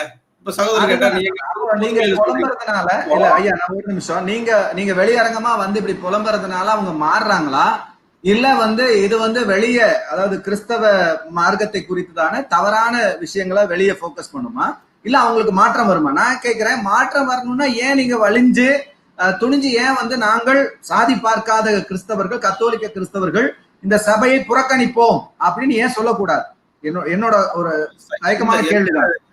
எந்த சபையை புறக்கணித்து விட்டு எந்த சபைக்கு போறதுன்னு நீங்க நான் இன்னொரு சபை நான் சொல்லல. நான் ஒரு வாதத்துக்காக இந்த கேள்வியை எழுப்புறேன். ஆனால் கத்தோலிக்க திருச்சபையில இருந்து வேறு சபைகளுக்கு மாறுவர்களுடைய எண்ணிக்கை இன்னைக்கு நடைமுறையில அதிகமாயிட்டு இருக்குது. நான் கண்கூடா பார்த்து இருக்கு. அதுக்கு பல காரணங்கள் நம்ம சொல்லலாம். ஏன்னா இந்த மத குருமார்கள் ஒரு சேரியில வாழக்கூடிய, ஒரு குடிசையில வாழக்கூடிய, நோய்வாய்ப்பட்டிருக்கக்கூடிய, வறுமையில இருக்கணும் போய் கட்டி அணைக்க முடியாது. ஏன்னா சாதி தனியா இருக்குது. ஆனா இந்த போதகர்கள் அவங்க வீட்டுல போய் உட்கார்றாங்க, தரையில உட்கார்றாங்க, அவங்க கொடுக்குற கூழிய கஞ்சியை குடிக்கிறாங்க, அவங்களுக்காக ஜபிக்கிறாங்க, நம்பிக்கை இழந்த மக்களுக்கு ஒரு நம்பிக்கையை ஊட்டுறாங்க. இந்த உலக இந்த வாழ்க்கையில எதுவுமே இல்லை. அதை சொல்றோம் இல்லையா, மேலொரு வாழ்வு உண்டு என்று எம் மேலெழும் துன்பத்தை மறைக்கின்றோம் அப்படின்னு சொல்றாங்க. அப்படி ஒரு நம்பிக்கையை ஊட்டுறாங்க. ஆனா கத்தோலிக்க திருச்சபையில இந்த விஷயங்கள் நடக்கல. நான் வந்து சகோதரர் சாம் கேட்ட கேள்விக்கு நான் மீண்டும் திரும்ப வரேன். வத்திக்கான் அப்படின்றது வந்து தலைமையிடம் அப்படின்னு சொல்லப்படுவது நிறுவனமயமாக்கப்பட்ட திருச்சபையின் தலைமையிடம், இல்லைன்னா வந்து கத்தோலிக்க திருச்சபையின் தலைமையிடம், கத்தோலிக்க திருச்சபையின் நிறுவனமயமாக்கப்பட்ட, அதாவது வந்து கத்தோலிக்க திருச்சபையின் வெறும் தலைமையிடம் மட்டுமல்ல, நிறுவன திருச்சபையின் தலைமையிடம். ஏன்னா திருச்சபை என்பது ஒரு கட்டடம் கிடையாது, அல்லது வந்து ஒரு அலுவலகம் கிடையாது, அல்லது ஒரு தலைவர் கிடையாது. அது வந்து ஒரு தத்துவார்த்த அடிப்படையில் ஒரு கொள்கையை, ஒரு மார்க்கத்தை ஏற்றுக்கொண்ட உணர்வு பூர்வமான ஒரு கூட்டம், ஒரு மாந்த. இந்த கேள்வி கேட்டதுக்கான காரணம் என்னன்னு கேட்டீங்கன்னா, இப்போ கிறிஸ்தவங்க அப்படின்னு சொன்னாலே பொது வழியில என்ன இருக்குதுன்னா, இந்த வத்திகன் சிட்டி தான் வந்து அவங்க தலைநகரம், போப் ஆண்டவர் தான் கிறிஸ்தவத்துக்கு எல்லாத்துக்குமே தலைவர். சோ அந்த அடிப்படை அறிவு வந்து எல்லாருக்கும் இருக்கணும். அது கிடையாது, அப்படி கிடையாது. ஒரு நிறுவனமாக கிறிஸ்தவத்துக்கு இன்னும் சொல்ல போனா கிறிஸ்தவம்னால ஐரோப்பியர்கள் அப்படின்ற ஒரு எண்ணமும் இருக்கு. ஆக்சுவலா ஐரோப்பியர்களுக்கு கிறிஸ்து பிரசங்கிக்கப்படுவதற்கு முன்பாகவே இந்தியாவில் இந்தியர்களுக்கு கிறிஸ்து பிரசங்கிக்கப்பட்டு விட்டார். அதை அவர்கள் காட்டுமிராண்டிகளாக இருந்த காலத்திலேயே இந்தியர்கள் கிறிஸ்தவர்களாக இருந்திருக்கிறார்கள் அப்படிங்கிறதுதான் ஒரு அற்புதமான செய்தி. அது மட்டும் இல்ல, அவர்களுடைய மொழிக்கு சம்பந்தம் இல்லாத, அவர்களுக்கு சம்பந்தம் இல்லாதவர் தான் இயேசு கிறிஸ்து. அவர் மத்திய ஆசியாவை சேர்ந்தவர், அவருடைய நம்ம ஆசிய கண்டத்தை சேர்ந்தவர், நமக்கு நெருக்கமானவர். என்ன சொல்ல போனா அவர் நமக்கு தான் நெருக்கமானவர், ஐரோப்பியர்களுக்கு அவர் தூரமானவர். ஆனால் கிறிஸ்துவை அவர்கள் ஏற்றுக்கொண்டார்கள். அதுதான் ரொம்ப முக்கியம். அது ஏற்றுக்கொண்டது நிமித்தம் அவர்களுடைய பண்பாடு, அவர்களுடைய பழக்க வழக்கங்கள் மாறி, அவர்கள் காட்டுமிராண்டித்தனங்கள்ல இருந்து மாற்றம் அடைந்து அவர்கள் நாகரிகம் அடைந்த மக்களாக மாறி இருக்கிறார்கள். இன்னும் மாற்றப்பட வேண்டியது இருக்கு. அவங்க இன்னுமே வந்து சில காட்டுமிராண்டித்தனங்கள் அவங்க கிட்ட இருக்கு, இல்ல நான் மறுக்கல.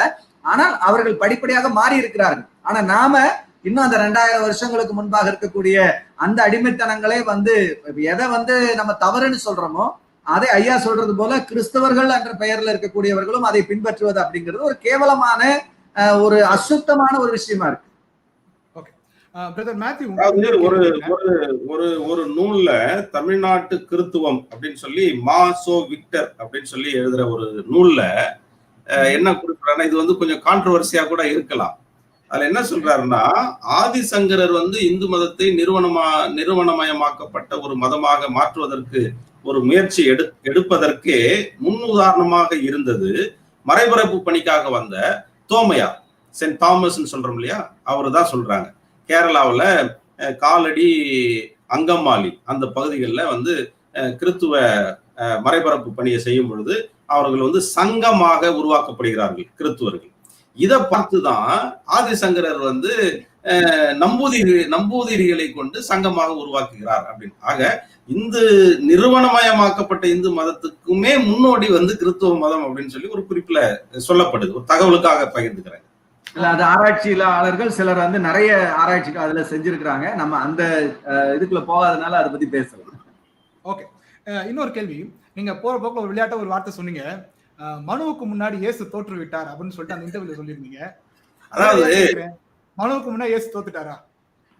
நிச்சயமாக வந்து அதாவது இது வந்து கத்தோலிக்க திருச்சபையை சாதியை உயர்த்தி பிடிச்சுக்கிட்டு இருக்கக்கூடிய திருச்சபை குற்றப்படுத்துவதற்காக சொல்லக்கூடிய ஒரு ஒரு சொல், ஒரு ஒரு ஒரு ஒரு ஒரு எதிர்வினையா. அதாவது வந்து நீ சொல்லக்கூடிய இயேசு வேற, நாங்க நம்பக்கூடிய இயேசு வேற.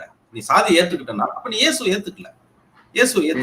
இப்போ அவர்களை வந்து குற்றப்படுத்துவதற்காகவும் வெட்கப்பட வைப்பதற்காகவும் பொது வெளியில வந்து நீ சாதியை விட்டு வெளியில வாங்க அப்படின்னு ஒரு நெருக்கடியை கொடுப்பதற்காகவுமே சொல்லப்படக்கூடிய ஒரு விஷயம். சும்மா தெரிஞ்சுக்க, நீங்க அந்த கேள்விக்கு பதில் தெரிஞ்சுக்கலாம் அப்படின்றதுக்காக. அப்புறம் அந்த வீடியோக்கு கீழே வந்து அந்த வீடியோக்கு தம்ப்நெயில் வந்து என்ன போட்டிருந்தாங்க அப்படின்னா, நான் இந்துவாகவே இருந்திருக்கலாம் தலித் கிறிஸ்தவர் அப்படின்னு போட்டிருந்தாங்க. அது உங்களுடைய கருத்தா? இல்ல, அதாவது இத வந்து நிறைய பேர் என்கிட்ட நேர்லயும் கேட்டாங்க, அந்த விவாதத்திலயும் வந்து சொன்னாங்க. அந்த விவாதத்துல இன்னொருத்தரும் பதில் சொல்லிட்டார். சகோதரர் வந்து இப்படி ஒரு ஸ்டேட்மெண்ட் வந்து அவருடைய அந்த பதிவு முழுக்க எங்கேயுமே சொல்லலையே. தயவு செய்து ஜீவா அவர்களே அந்த டைட்டில வந்து மாத்துங்க அப்படின்னு சொன்னாங்க. என்கிட்ட கூட ஒரு சிலர் சொல்லி அவங்கள்ட்ட சொல்லி அந்த டைட்டில மாத்த சொல்லுங்கன்னு சொன்னாங்க. ரைட், அது வந்து அவங்க கமர்ஷியலா பாக்குறாங்க, சிலர் அதை அட்ராக்ஷனுக்காக வேண்டி வைக்கிறாங்க. ஆனா நான் எந்த இடத்துலயுமே சொல்லல. இந்த கேள்வி சில இடங்கள்ல இந்த கேள்வி வரும் பொழுது தாய் மதத்துக்கே போயிடலாமா அப்படின்னா, அப்ப தாய் மதம்னு எதை சொல்ல வரீங்க அப்படின்ற ஒரு பெரிய ஒரு கேள்வியெல்லாம் நான் முன் வச்சிருக்கேன். கண்டிப்பா. ஏன்னா அந்த கேள்விக்கு நம்ம பதில் சொல்லிடுறோம். ஏன் அப்படின்னா அது நீங்க சொன்னதாவே அது வந்து பொது தளத்துல வந்து பதிவாயிடக்கூடாது அப்படிங்கிறதுக்காக தான் உங்ககிட்ட கேட்டு அதை நான் தெளிவுபடுத்தணும். ஓகே, இப்போ நம்ம ஆரம்பத்துல இருந்தே நம்ம பார்த்துட்டு வர ஒரு விஷயம் என்னன்னா, வேதம், இயேசு, யார் வந்து இயேசுவையும் வேதத்தையும் பிடிச்சிருக்காங்க அவங்க தான் கிறிஸ்தவங்க அப்படிங்கறத நம்ம ரொம்ப ஆரம்பத்துல இருந்து அதை தான் பேசிட்டு இருக்கோம்.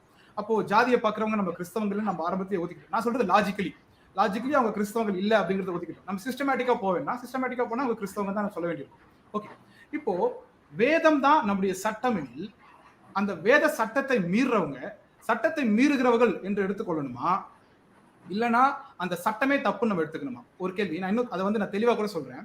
ஒரு வெளிநாட்டுக்காரர் வந்து இந்தியாவுக்கு வராரு, நான் வந்து டிராபிக் ரூல்ஸை ஃபாலோ பண்ணாம நான் இருக்கிறத பார்த்துட்டு இந்த இந்தியன்ஸே எப்படிதான் அப்படிங்கிறத சொன்னா நம்ம ஏத்துக்க முடியுமா?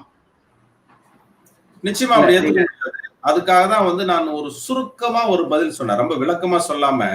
சாதி கிறிஸ்துவ இந்துக்கள், கிறிஸ்தவர்கள் கிடையாது. அவங்க சட்டத்தை மதிக்காதவங்க கிறிஸ்தவர்கள் கிடையாது. அது வந்து அவர்கள் எடுக்க வேண்டிய முடிவு. நான் கிறிஸ்துவனா இருக்கிறேன், நீங்க கிறிஸ்துவரா இருக்கலாம். ஆனா யாரு கிறிஸ்துவர் அல்ல அப்படின்றது வந்து அவரவருடைய மனநிலை பொறுத்து. ஆனா யதார்த்தத்துல இந்த அளவுகோல் இப்படி வந்து வச்சிருக்கிறோம். இதுதான் ஒரு கிறிஸ்துவனுடைய அளவுகோல். இதை வைத்துதான் ஒரு கிறிஸ்துவனை அளவிட முடியும் அப்படின்னு ஒரு அளவுகோல் இருக்கிறது. அந்த அளவுகோல் வந்து பொதுமைப்படுத்த முடியாது. ஒரு அளவுகோல் இருக்கிறது. அந்த அளவுகோலுக்குள் அவர்கள் வரவில்லை அப்படின்னு சொல்லும்போது அவர்களாகவே புரிந்து கொள்ள வேண்டியது நான் கிறிஸ்துவன் அல்ல அப்படின்னு சொல்லி. ஓகே வெங்கடேசன், இப்போ இவ்வளவு பேசிட்டு இருக்கோம், என்னதான் தீர்வு? இப்படியே நம்ம பேசிக்கிட்டே இருந்தோம்னா என்னதான் தீர்வு? இப்ப நிறைய பேர் கேட்க ஆரம்பிச்சிட்டாங்க, போதும் நீங்க தீர்வை சொல்லுங்க அப்படின்னு. தீர்வை நோக்கி என்ன பயணம்? அதாவது ரொம்ப முக்கியமான ஒரு பகுதிக்கு வந்திருக்கும். அதாவது என்னன்னு கேட்டீங்கன்னா, நான் என்ன எடுத்துக்கோங்களேன், நான் ஒரு இந்து மதத்துல ஒரு சாதிய பின்னணியில இருந்து இயேசுவை சொந்த ரட்சகராக ஏற்றுக்கொள்கிறேன். ஆரம்ப காலங்கள்ல என்னுடைய பிள்ளைய பள்ளிக்கு கொண்டு போய் சேர்த்தும்போது, நான் சொல்ல 25-20 வருஷத்துக்கு முன்னாடி சொல்றேன், சேர்த்தும் போது அங்க பாத்தீங்கன்னா சாதின்னு கேட்கும் போது எனக்கு தெரியாது. நான் ஒரு சாதியை பின்பற்றி வந்ததுனால அந்த சாதியை கொடுத்துறேன், மதம்ன்றதுல கிறிஸ்தவர்கள் அப்படின்னு போடுறேன். ஆனா அதுக்கு பிறகு பாத்தீங்க அப்படின்னு பாத்தீங்கன்னா ஒரு காலகட்டத்துல நான் யோசிக்கிறேன், அவங்க சர்டிபிகேட் கொண்டு வாங்க அப்படிங்கிறாங்க, சாதி சான்றிதழ் கொண்டு வாங்க அப்படின்னு. அப்பதான் வந்து முதல் முறையா திங்க் பண்றேன், நம்ம எதுக்கு போய் மறுபடியும் சாதி சான்றிதழை வாங்கணும், பழையபடியே போய் ஏன் வாங்கணும், அப்ப நமக்கு அந்த சாதி அப்படிங்கிறது தப்பாச்சு அப்படின்ட்டு தான் முதல் முறையா நான் போய் அந்த பள்ளிக்கூடத்திலேயே நான் வந்து சண்டை பிடிக்கிறேன். இல்ல, நான் சாதி எனக்கு வேண்டாம், நீங்க எடுத்துருங்க, எனக்கு சாதி சான்றிதழ்லாம் கொடுக்க முடியாது, எனக்கு சாதி இல்லை, நான் கிறிஸ்தவன்னு போடுங்க அப்படின்னு. அதுக்கு பிறகு இந்தியன் கிறிஸ்டியன் அப்படின்னு மாத்தினேன். அப்போ இது எதனால நடந்தது அப்படின்னா, முதல்ல எனக்கு நான் திருச்சபையை நோக்கி வரும்போது எனக்கு இந்த சாதியை குறித்துதான ஒரு பெரிய விழிப்புணர்வு கிடையாது. அதுதான் உண்மை. அதாவது ஒருவேளை இங்க வந்து நான் வந்து ஒரு பெரிய ஒருவேளை நான் முன்னாடி இருந்த சாதியோட இணைஞ்சு ஒரு 10-50 பேரை 100 பேரை இணைச்சிட்டு நான் ஒரு நிறுவனமா மாறும்போது ஒருவேளை சாதிங்கிறது என்ன, ஐயா சொன்னது போல தலித்துகள், இப்படி ஒவ்வொரு சாதி பெயர்கள் அப்படி அவங்கவுங்க இனமா சேர்ந்த போது சாதி, இது நான் இந்த சாதி, நீ இந்த சாதி, இங்க பொண்ணு கொடுத்துக்கோ, இப்படி எல்லாம் இதெல்லாம் வருது. ஆனால் முதல்ல வந்து இந்த சாதியம் அப்படிங்கிறது ஒரு தவறு, இது மனித குலத்துக்கான எதிரி, இது வந்து கிறிஸ்துவுக்கு விரோதமானது, கிறிஸ்தவத்துக்கு விரோதமானது. நீங்கள் ஆண்டவரை எதிர்க்கிறீங்க. அதாவது நீங்க எப்ப நீங்க சாதியை நம்புறீங்களோ அப்ப நீங்க கிறிஸ்துவ நம்பல அப்படிங்கறத நம்ம போதிக்கணும். இது ரொம்ப முக்கியமானது. அப்ப இதுக்கு மத தலைவர்கள் தான் போதிக்கணுங்கிற அவசியம் கிடையாது. இன்னைக்கு ஒவ்வொரு மனிதர்களும் இதை போதிக்கலாம். ஐயா அவர்களுக்கு அது சொல்லிக்கொள்ள விரும்புவது அதுதான். அதாவது இது மத தலைவர்களை எதிர்பார்த்தா, ஏன்னா அவங்களே ஒரு சாதிய அடிமைத்தனத்தோட வர்றதுனால நாம அவங்க போதிச்சுதான் திருத்த போறாங்கன்றத பார்க்க முடியாது. அதனால இன்றைக்கு கிறிஸ்தவம் அப்படிங்கிறது ஒரு மிகப்பெரிய விடுதலையின் மார்க்கம். அதுல யாரு வேணாலும் இதை சொல்லக்கூடிய இது இருக்கு, வேதத்துல இருந்து எடுத்து போதிக்கக்கூடிய அந்த இது இருக்கு. அதனால முதல்ல அந்த சாதி அப்படிங்கிறது எவ்வளவு கொடுமையானது, எப்படி அது கிறிஸ்தவ மார்க்கத்துக்கு எதிரானது அப்படிங்கிறத ரொம்ப அதை வந்து ஆணித்தரமா சொல்லணும். சரிங்களா? அது ரொம்ப முக்கியமான விஷயம். ரெண்டாவது, நான் ஒரு விஷயத்தை மட்டும் முன்னாடி சொல்லிக்கிறேன். ஐயா அவர்கள் வந்து இந்த அண்ணல் அம்பேத்கருடைய விஷயத்த சொன்னதை பத்தி சொல்லும்போது அதை ஒரு ஆர்குமெண்டா நான் கொண்டு போக விரும்பல. மதுரையில நடந்த சம்பவம் மட்டும் இல்ல, பல சம்பவங்களை அண்ணல் அம்பேத்கர் அவர்கள் மேற்கோள் காட்டுகிறாங்க. கிறிஸ்தவத்தினுடைய சாதியினுடைய தாக்கம் அப்படிங்கிறது, அதுல எனக்கு மாற்று கருத்து இல்லை. இன்னும் சொல்ல போனா அவர் நமக்கு அறிவுரையும் சொல்றார். இதை மாத்துங்கப்பா, இதை மாத்துனீங்கன்னா உங்க மார்க்கம் நல்லா வளரும்னு அறிவுரை சொல்றாரு. ஏன்னா நீங்க தான் வந்து சமுதாயத்தை வந்து மிகப்பெரிய அளவுக்கு மாற்றக்கூடியவர்கள். அதனால நீங்க இதை மட்டும் மாத்துங்க, உங்களுக்கு வந்து பெரிய ஒரு நன்மை உண்டாகும் அப்படின்னு நமக்கு சொல்றாரு. அதனால கிறிஸ்தவத்தினுடைய சாதி தாக்கத்தை விமர்சிக்கவே இல்லை அண்ணல் அம்பேத்கர் அப்படின்னு நான் சொல்லவே இல்லை. அது உண்மை, அதுல மாற்றுக்கிறது. ஆனால் அவர் ஏன் கிறிஸ்தவத்தை தழுவவில்லை அப்படிங்கிறதுக்கு காரணம் அது அல்ல. அதுதான் நான் சொல்றேன். அது மட்டுமே இல்ல, மிக முக்கியமான காரணம் வேறு பல காரணங்கள் இருந்தது. அது ஏன்னா ஒடுக்கப்பட்டு ஏற்கனவே தலித்துகளாக ஒடுக்கப்பட்டிருக்கிற சமுதாயம் அன்னைக்கு கிறிஸ்தவர்களாக 6 லட்சம் பேர் வந்திருந்தாங்கன்னா அவங்களுடைய சலுகைகள் எல்லாம் மறுக்கப்பட்டிருக்கும். அதுக்கு பிறகு அந்த சமுதாயம் வளர முடியாதுங்கிற ஒரு எண்ணமும் அம்பேத்கர் அவர்களுக்கு இருந்திருக்க வேண்டும் அப்படிங்கிற நான் நம்புறேன். ஏன்னா அதனாலதான் அவர் புத்த மதத்துக்குள்ள போகும்போது அந்த சலுகைகளோடு போடுகிறார். நான் ரொம்ப முக்கியமான விஷயமா நான் கருதுறேன். அதனால அது ஒரு விவாதத்துக்குரிய பொருள். அதை நம்ம வந்து நிறைய விஷயங்களை நம்ம பார்க்க முடியுது. அம்பேத்கர் எழுதின விஷயத்துல இருந்து நான் சொல்றேன், ஏன் இறையியல் ஒத்துக்கொள்ளவில்லை, கிறிஸ்தவத்தினுடைய இறையியலை ஒத்துக்கொள்ளவில்லை என்றதுக்கு அம்பேத்கரே பதில் சொல்லியிருக்கிறார். அவரும் எழுதின ஒரு விஷயத்துல இருந்து நான் உங்களுக்கு சொல்றேன் இந்த விஷயத்த. அதனால இதுல மாற்று கருத்துக்கள் இருக்கலாம், அதை நம்ம பின்னாடி விவாதித்துக் கொள்வோம். அது வேற விஷயம். ஃபைனலா என்ன அப்படின்னு கேட்டீங்கன்னா, முதல்ல வந்து நான் சொன்னபடி போதிக்க வேண்டும். ஐயா அவர்கள் அதை தான் சொன்னாங்க. தலைவர்கள் இங்க போதிக்க மாட்டாங்க. ஏன்னா தலைவர்கள் எல்லாரையும் நம்ம எதிர்பார்க்க முடியாது. சில தலைவர்கள் அந்த மனநிலையிலிருந்து விடுபட்டவர்கள் போதிப்பார்கள். ஏன்னா சாதிங்கிறது மனநிலை தான். ஐயா சொன்னதுல எனக்கு மாற்று கருத்தே இல்லை. அந்த மனநிலையிலிருந்து விடுபட்ட தலைவர்கள் மட்டும்தான் அந்த போதனைக்கு வருவாங்க. அப்படி இல்லைன்னா எல்லாருமே இதை போதிக்க வேண்டும். அதான் ரொம்ப முக்கியமானது. அவரவர்கள் இதை அவர்களுடைய பங்களிப்பு அவர்கள் செய்துதான் ஆக வேண்டும். இது கிறிஸ்துவனுடைய மார்க்கம் இல்லை அப்படிங்கறத தெளிவுபடுத்தணும். இது ரொம்ப முக்கியமானது. அப்புறம் ஞானஸ்தானம் அப்படிங்கிறது வந்து கத்தோலிக்க திருச்சபையில குழந்தைகளை கொடுத்துறாங்க, சில திருச்சபையில குழந்தைகளை கொடுத்துறாங்க. ஆனால் பெந்தேகோஸ்தே திருச்சபைகள் அல்லது சுவாதீன திருச்சபைகள்ல நல்ல அறிவு தெரிஞ்சதுக்கு அப்புறம் தான் இந்த ஞானஸ்தானம் அப்படிங்கிறது கொடுக்குறாங்க. அது கொடுக்கும்போது நீங்க விட்டு வந்த பாவத்தை திரும்ப செய்ய மாட்டேன்னு சொல்லி உறுதி அளிக்கிறீங்களான்னு கேட்பாங்க. நான் நினைக்கிறேன், அப்படி ஒரு கேள்வி கேட்கும் போது நல்ல போதகராக இருந்தால் நீங்கள் விட்டு வந்த சாதிய அந்த உணர்வை நீங்கள் விட வேண்டும் அப்படின்னு கேட்கணும் அப்படின்னு ஆசைப்படுறேன். அது ஒவ்வொரு கிறிஸ்தவ ஊழியக்காரங்களும் அதை கண்டிப்பா கேட்டுத்தான் ஞானஸ்தானம் கொடுக்க வேண்டும். அவர் முதல்ல அந்த ஊழியர் அந்த சாதியினுடைய உணர்வை விட்டுருக்கணும். அதுக்கு பிறகு அந்த ஞானஸ்தானம் கொடுக்கும் போது ஒவ்வொரு புதிய விசுவாசியினிடத்திலும் சாதி உணர்வை விட்டு விடுகிறீர்களா என்று சொல்லி கேட்டுதான் அவர் ஞானஸ்தானம் கொடுக்கணும் அப்படிங்கிறது ரொம்ப முக்கியமானது. அப்புறம் அதுக்கு அடுத்தது திருமணம் அப்படிங்கிறது பாத்தீங்கன்னா 2 குடும்பங்கள் இணையிறது, 2 இது இணையிறது. அப்போ ஒருவேளை அவர் எந்த சாதி பின்னணியிலிருந்து ரட்சிக்கப்பட்டு வந்தாருன்னு தெரியாம திருமணம் செய்யும் போது சில நேரங்கள் அந்த திருமணமான பெண் அந்த குடும்பத்தோட அந்த வீட்டோட போகும்போது ஒரு மிகப்பெரிய பிரச்சனைகள் ஏற்படுகிறது உண்டு. அதனால முதல்லயே தெரிந்து கொண்டு திருமணம் செய்யறது தவறு கிடையாது. இந்த சாதி பின்னணியிலிருந்து திருமணம் வந்திருக்காரு அப்படின்னு தெரியுது தவறு கிடையாது. ஆனால் Christian Nadar, Christian Pallar, Christian Paraiyar அப்படின்னு போடுறத திருச்சபைகள் தவிர்க்கணும். அதாவது இந்த பெண் தேடும் பருவத்துல நிறைய இடத்துல நம்ம தேடும்போது பாத்தீங்கன்னா கிறிஸ்தவ முதலியார், கிறிஸ்தவ நாடார்னு எல்லாம் இருக்கிறது பாக்குறோம். தயவு செய்து, நானுமே சில நேரங்கள்ல அது மாதிரி இருக்கிறத தவிர்க்க முடியாத காரணங்களால சிலருக்கு அனுப்பி விட்டுருக்கோம். ஆனால் அதை தவிர்த்து இனிமேல் வந்து Christian from Nadar, Christian from Pallar அல்லது கிறிஸ்டியன் ஃப்ரம் பிராமணர் அப்படின்னு போடுவதுதான் சரியான ஒரு வார்த்தையாக இருக்கும். அதாவது பிராமணத்திலிருந்து கிறிஸ்துவுக்கு, பறையரிலிருந்து கிறிஸ்தவத்துக்கு, நாடாரிலிருந்து கிறிஸ்தவத்துக்கு அப்படிங்கிறது தான் அதனுடைய சரியான வார்த்தையாக இருக்க முடியும். இப்படிப்பட்ட மாறுதல்களை நம்முடைய சமுதாயத்துல கொண்டு வரணும். சாதியத்தினுடைய கொடுமைகள் சரியாக அது வந்து ஒரு அவமானகரமான ஒரு விஷயம் அப்படிங்கிறத திருச்சபைக்கு மக்களுக்கு போதித்து கொண்டே இருக்க வேண்டும். அது ரொம்ப முக்கியமானது. அதை சொல்லும் போதுதான் இதுல இருந்து விடுபட முடியும், முழுமையாக விடுபட முடியும் அப்படிங்கிறது முக்கியம். ரெண்டாவது, நாம அதை செய்யணும். அதாவது பேசுறது ரொம்ப நல்லது, ஆனா நாம செய்யறது ரொம்ப முக்கியமானது. என்னை பொறுத்த வரைக்கும் என்னை சார்ந்தவர்கள் பெரும்பகுதியாக 99% சாதி மறுப்பு திருமணம் மட்டுமல்ல, அவர்கள் என்ன சாதின்னு கூட பல நேரத்துல கேட்டது கிடையாது. அப்படிப்பட்டவர்களைத்தான் என் சார்ந்த மக்களாக இருக்கிறார்கள். பல்வேறு இனத்திலிருந்தும் பல்வேறு மக்கள் இருந்தும், இன்னும் சொல்லப்போனா முஸ்லிம்கள் இருந்து வந்திருக்கிறாங்க, இந்துக்கள் இருந்து வந்திருக்கிறாங்க, பிராமணர்கள் வந்திருக்காங்க, பல இடத்துல இருந்து வந்திருக்கிறாங்க. சாதி மறுத்துத்தான் திருமணம் செய்திருக்கிறார்கள். சிலர் ஒரு சாதியில திருமணம் செய்திருந்தாலும் அவர்கள் ரட்சிக்கப்பட்டவர்களா இருக்காங்க, சாதி பார்த்து திருமணம் பண்ணல. நல்ல ரட்சிக்கப்பட்ட மணமகனா, தவறு நல்ல குணமுள்ளவனா, இப்படிதான் பார்த்திருக்காங்களே.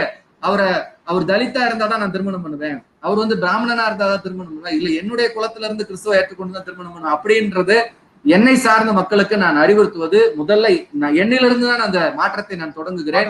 நான் சார்ந்த இடங்களில அப்படிப்பட்ட வாய்ப்புகளை நான் கொடுப்பது இல்லை அப்படிங்கறத நான் பதிவு பண்றேன். மேத்யூ, நீங்க சொல்லுங்க, என்ன சொல்யூஷன் நீங்க ப்ரொபோஸ் பண்றீங்க? இப்ப வெங்கடேசன் பிரதர் சில சொல்யூஷன் நம்ம கொடுத்திருக்காங்க. நீங்க என்ன மாதிரியான மாற்றத்தை நோக்கி நீங்க பயணிக்கிறீங்க? என்ன சொல்யூஷன்? என்ன பண்ணலாம்? நான் வந்து சகோதரர் சொன்ன கருத்துக்கள் அத்தனையும் வந்து நான் ஏற்றுக்கொள்கிறேன். அதை விட இன்னொரு குறிப்பா நான் எண்ணிலிருந்து சொல்லும் பொழுது, நான் வந்து அண்ணல் அம்பேத்கர் சொல்வது போல, பிறப்பால் என்னை விட உயர்ந்தவர் யாரும் இல்லை, பிறப்பால் என்னை விட தாழ்ந்தவரும் யாரும் இல்லை அப்படின்ற விஷயத்த நான் ரொம்ப தெளிவா இருக்கிறேன். அதுல சாதி அப்படின்ற ஒரு மனநிலையிலிருந்து நான் கடந்துதான் வந்திருக்கிறேன். எனக்கும் அந்த தாழ்வு மனப்பான்மை இருந்துச்சு, இன்னைக்கு அது இல்லை என்கிட்ட. அப்போ முதல்ல வந்து எண்ணில் மாற்றம் நிச்சயமாக வந்திருக்குது அப்படின்ற நம்பிக்கை வந்து எனக்கு இருக்குது. இப்ப இதுல வந்து தீர்வு தான் என்ன அப்படின்னு வரும்பொழுது, இந்த திருச்சபைகள்ல வந்து தீண்டாமை வடிவங்கள் ஒழிக்கப்பட வேண்டும். நான் என்னுடைய சொந்த ஊர்ல 2 கல்லறை, 2 திருவிழா, 2 தேரோட்டம், 2 தேவாலயம், பொதுப்பாதை வந்து தலித்து மக்கள் பயன்படுத்த முடியாது திருமண ஊர்வலத்துக்கோ அல்லது பிண ஊர்வலத்துக்கோ. 2008 மிகப்பெரிய தாக்குதல் தலித் மக்கள் மீது, காவல்துறை துப்பாக்கி சூடு, அதுல 2 சாதி கிறிஸ்துவர்கள் வந்து 2 பேர் இறந்து போறாங்க. அப்போ நாங்க வந்து எம்மை போன்றோர் வச்சது வந்து இந்த சேரி மக்கள் சேரி சூறையாடப்பட்டதற்கும் அந்த சாதி கிறிஸ்துவர் உயிர் பலிக்கும் காரணமானவர் வந்து பேராயர் தான். அவர் வந்து அந்த சூழல்ல சரியான ஒரு முடிவை எடுக்கவில்லை. ஏன்னா அதிகாரத்தினுடைய உச்சத்தில் இருக்கக்கூடிய அந்த பேராயர் சரியான வந்து முடிவை எடுக்கவில்லை. ஆனா தலித் ஆயர்கள் பேராயர்கள், போலூர் பக்கத்துல காரியந்தல் அப்படின்ற ஊர்ல, வேலூர்ல வந்து ஒரு தலித் சமூகத்தை சார்ந்த ஆயர் பொறுப்பேற்ற உடனே 2 சாதி அடிப்படையிலான கல்லறைகள் ஒன்னா மாறுது. செங்கல்பட்டுல ஒரு தலித் ஆயர் பொறுப்பேற்ற உடனே தச்சூர், KK புதூர், ஆரன்கண்டிகை போன்ற ஊர்கள்ல பல ஆண்டுகளாக தொடர்ந்து வந்த சாதிய தீண்டாமை வடிவங்கள் களையப்படுகிறது. ஆனா இன்னைக்கு வந்து 350 ஆண்டுகால பழமை வாய்ந்த புதுச்சேரி மறை மாநிலம் சொல்லக்கூடிய அந்த பாண்டிச்சேரி டயசஸ்ல 350 ஆண்டுகள் வரலாறு கொண்ட அந்த டயசஸ்ல ஒரு பொருளாளர் பொறுப்புக்கு தலித் கிறிஸ்தவத்திலிருந்து ஒரு குருவானவர் வர முடியவில்லை. அப்போ அதிகார மையத்திற்கு இவர்கள் வந்தாங்க அப்படின்னு சொன்னா ஒரு மாற்றம் நடக்கும். 2வது, சகோதரர் சொன்னது போல மனநிலை மாற்றம் எண்ணிலிருந்து வரணும், ஒவ்வொருவருக்கும் வரணும். அதுக்கு நான் ஒரு உதாரணத்தை மீண்டும் அதுக்கு என்னுடைய சொந்த ஊரே சொல்றேன். 10 ஆண்டுகால சட்ட போராட்டம், உயர் நீதிமன்ற உத்தரவு இருக்குது, ஆனா சாதி கிறிஸ்தவர்கள் அதுக்கு கட்டுப்படல. கடைசியாக அவர்களுக்குள் மனநிலை ஏற்பட்டுச்சு. அந்த நபரையே நான் குறிப்பிட வர்றேன். குழந்தை சாமி அப்படின்ற ஒரு நபர் இன்னைக்கு இறந்துட்டார். அவர் சாதி கிறிஸ்தவ சமூகத்தை சார்ந்தவர், என்னுடைய சொந்த ஊர். அவர் எந்திரிச்சு ஒரு அமைதி பேச்சுவார்த்தை கூட்டத்துல சொல்றாரு, அவன் என்ன அவன்கிட்ட பணம் கேட்கறானா, பொருள் கேட்கறானா, உங்க வீட்டுல பொண்ணு கேட்கறானா, சாமி கும்பிடுறது தானே சமத்துவமா இருக்கணும்னு கேட்கறான், எல்லாத்தையும் சமமாக்குங்க அப்படின்னு சாதி கிறிஸ்துவ சமூகத்தை சார்ந்த குழந்தை சாமியை சொல்றாரு. அந்த மனநிலை மாற்றம் ஏற்பட்டிருக்குது. அப்போ சாதி ஒழிப்பு என்பது மனநிலை மாற்றம், உளவியல் மாற்றம். இந்த மாற்றத்தை கொண்டு வருவதற்கு மத தலைவர்களால் நிச்சயமாக செய்ய முடியும். அதுக்கு திருமணம் என்பது ஒரு பெரிய வாய்ப்பாகவும் அமைந்திருக்கிறது அப்படின்ற ஒரு கருத்துக்களை சொல்லி நான் நிறைவு செய்யறேன். ஓகே, இன்னொரு சின்ன கேள்வி. இப்போ வந்து நம்ம ஜாதி மறுக்கிறோம் இல்லைங்களா? இப்போ நம்ம ஜாதி மறுக்கிறதோட நிறுத்தது இல்லாம சில பேர் சொல்லுவாங்க, என்னுடைய சர்டிபிகேட்ல நான் ஜாதி இல்லை அப்படின்னு சொல்லி நான் சர்டிபிகேட் வாங்க முடியுமா அப்படின்னு நிறைய பேர் கேட்டிருக்கிறாங்க. அதற்கு உங்களுடைய வழிகாட்டுதல் என்ன? இல்லையா, அந்த மாதிரி கொஞ்ச நாளைக்கு முன்னாடி ஒரு பெண் வந்து ஒரு நீண்ட போராட்டத்துக்கு பிறகு சாதியற்றவர் அப்படின்ற ஒரு சான்றிதழ் வந்து வாங்கியிருக்கிறாங்களே. முடியும். இல்ல வாங்க முடியாதுன்னு சொல்லல, முடியும். அதுக்கான வழிகாட்டுதல் சொல்ல முடியுமான்னு கேக்குறேன். வழிகாட்டுதல் சொன்னா நம்ம வந்து சாதி சான்றிதழ் வந்து எங்க போறோம், ரெவென்யூ துறைகிட்ட போறோம், வருவாய் துறைகிட்ட தான் சாதி சர்டிபிகேட்னு போறோம். அப்போ நான் என்னுடைய சாதிக்காக போகும்பொழுது என்னுடைய தந்தை தாய் என்னுடைய பெற்றோர்கள் எந்த அதாவது வந்து நம்முடைய தந்தை வழி முறைதான் நம்முடைய சமூகம். அப்ப அவர் என்ன சாதி அதுதான் குறிப்பிடுறாங்க. அப்ப நம்ம அங்க கேட்கலாம், ஏற்கனவே இப்படி ஒரு சம்பவம் நடந்திருக்குது, அதனால நான் சாதியற்றவர்னு சொல்லி கொடுங்க அப்படின்னு கேட்கலாம். அது அது அது ஒரு எளிமையான ஒரு காரியம் அன்னைக்கு ஆயிப்போச்சு. ஓகே, வெங்கடேசன் இறுதி கருத்து சொல்லுங்க. உங்களோட இறுதி கருத்து. ஐயா சொன்னது போல சாதி மறுப்பு சான்றிதழ் வாங்குறது அப்படிங்கிறது மிக முக்கியமான ஒரு விஷயம். அது வாங்கலாம், போய் சாதி இல்லை அப்படின்னு சொல்லி சர்டிஃபிகேட் வாங்கலாம். ரெண்டாவது, நல்ல மனம் திரும்பின கிறிஸ்தவர்களுக்கு நான் சொல்றது என்னன்னா, உங்களுடைய பிள்ளைகளை பள்ளிக்கூடங்களில் சேர்க்கும் போதே சாதியை மறுத்து நீங்க சேர்த்துங்க. அதான் ரொம்ப முக்கியமானது. அங்க போய் நீங்க வந்து நான் வந்து தலித்து எஸ்சி அதெல்லாம் சொல்லாதீங்க. நான் வந்து கிறிஸ்தவன், எனக்கு சாதி இல்லைன்னு நீங்க வந்து சொல்லுங்க. நான் என் பிள்ளைகளை அப்படிதான் சேர்த்துறேன், அப்படிதான் சேர்த்திருக்கேன். இன்னைக்கு பள்ளிக்கூடத்துல இருந்து அழுத்தம் கொடுக்கும் போது நாங்க தைரியமா சொல்லியிருக்கோம், எங்களுக்கு சாதி கிடையாது, நீங்க அதுக்கு மேல பேசுறீங்கன்னா கோர்ட்டுக்கே போவேன் அப்படின்னு வரைக்கும் சொல்லியிருக்கிறோம். அதனால நீங்க சாதி மறுத்து நீங்கள் உங்கள் பிள்ளைகளை பள்ளிக்கூடத்தில் சேர்த்துங்க அப்படிங்கிறது என்னுடைய முதல். அதாவது நான் மனம் திரும்பின மனநிலை கிறிஸ்தவர்ல தான் பேசுறேன், மனம் திரும்பாதவங்களை பத்தி நான் பேச முடியாது.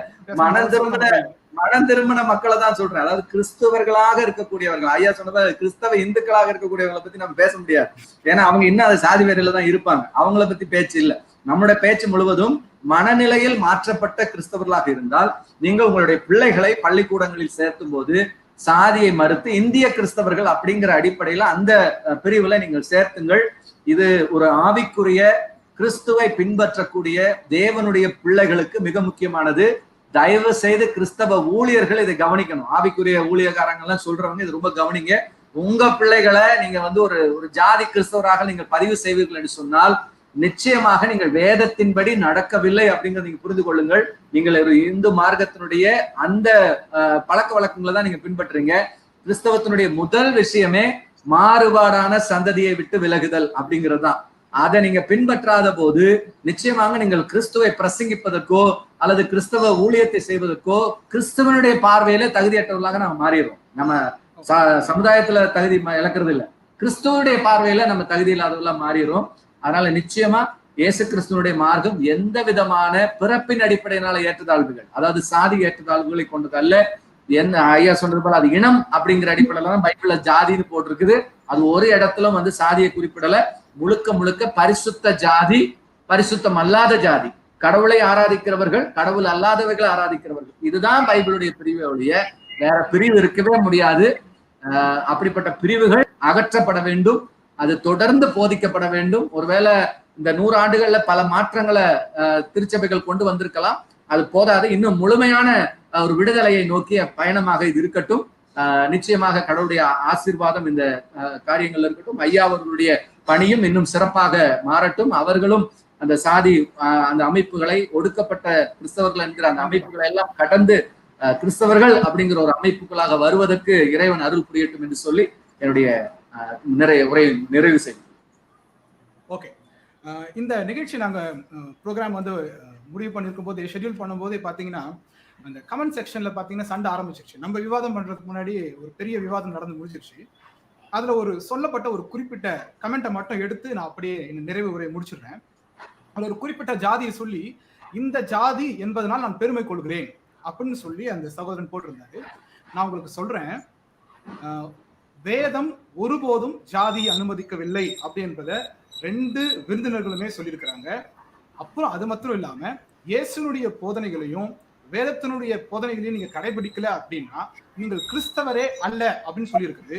அதனால உங்கள் ஜாதி பேரை போட்டு நீங்கள் கிறிஸ்தவர்கள் அப்படின்னு போட்டதுனால நீங்க கிறிஸ்தவர் கட்டாயம் கிடையாது. உங்களை நாங்கள் ரொம்ப நேசிக்கிறோம், ஆனாலும் உங்களுடைய மனம் மாற வேண்டும் என்பதற்காக மாத்திரம் நாங்கள் அதை சொல்லிட்டு என்னுடைய இறுதி கருத்தை நான் வைக்கிறேன்.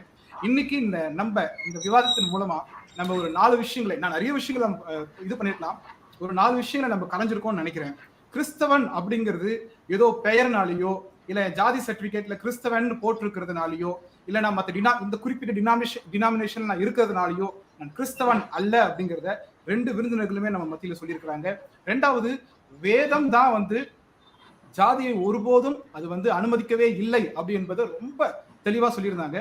சில நேரங்களில் நீங்க கவனிச்சிருக்கலாம், என்னுடைய கேள்விகள் ரொம்ப சிறுவிளத்தனமா இருந்திருக்கலாம். ஆனால் இப்படிப்பட்ட கேள்விகள் தான் பொது வெளியில இருக்கிறது. சோ பொது வெளியில கேட்கப்படுகிற கேள்விகளை கொண்டாந்து நான் இங்க வச்சாதான் பாக்குற ஜனங்களுக்கு புரியும். ஆஹா, இந்த கேள்விகள் நம்ம ஜாதின்னு நினைச்சிட்டு இருந்தோமே, அந்த ஜாதி அது கிடையாது. ஒருவேளை நீங்க ஜாதின்னு அதை நினைச்சிட்டு இருந்தீங்கன்னா அந்த ஜாதி இல்ல அப்படின்னு சொல்லிட்டு 2 விருந்தினர்களும் பத்தியில சொல்லியிருக்கிறாங்க. மூன்றாவது, கிறிஸ்தவம் என்பது மதம்னு ரொம்ப அழுத்த வேண்டிய அவசியமே கிடையாது. நீங்க ஒரு இன்ஸ்டிடியூஷனலா கொண்டு போக வேண்டிய அவசியம் கிடையாது. 2 பேருமே அதுதான் சொல்றாங்க.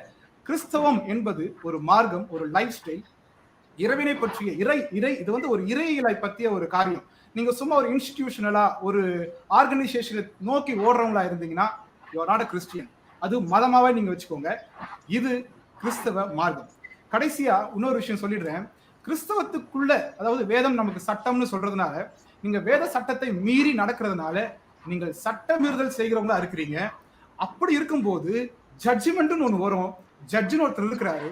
அப்போ இந்த சட்டத்தின் மூலமாக நீங்க தண்டிக்கப்படுவீர்கள் என்பதை முழு நிச்சயமா நாங்கள் சொல்லிக்கிட்டு, நிகழ்ச்சியில பங்கு பெற்ற பிரதர் வெங்கடேசன் அவர்களுக்கும் மேத்யூ அவர்களுக்கும் கரம் கூப்பி நாங்கள் நன்றி சொல்லி இந்த நிகழ்ச்சியை நாங்கள் நிறைவு செய்கிறோம். கலந்து கொண்ட ஒவ்வொரு நேயர்களுக்கும், கருத்து சொன்ன ஒவ்வொரு நேயர்களுக்கும் நாங்கள் எங்களை சிறந்தாழ்த்தி நாங்கள் நன்றி சொல்லுகிறோம். நன்றி ஐயா. உங்களுக்கு நன்றி பிரதர். ஐயா உங்களுக்கு நன்றி. ரொம்ப மகிழ்ச்சி உங்களோடு கூட இந்த நிகழ்ச்சியில கலந்து கொண்டது. நன்றி. தேங்க்யூ.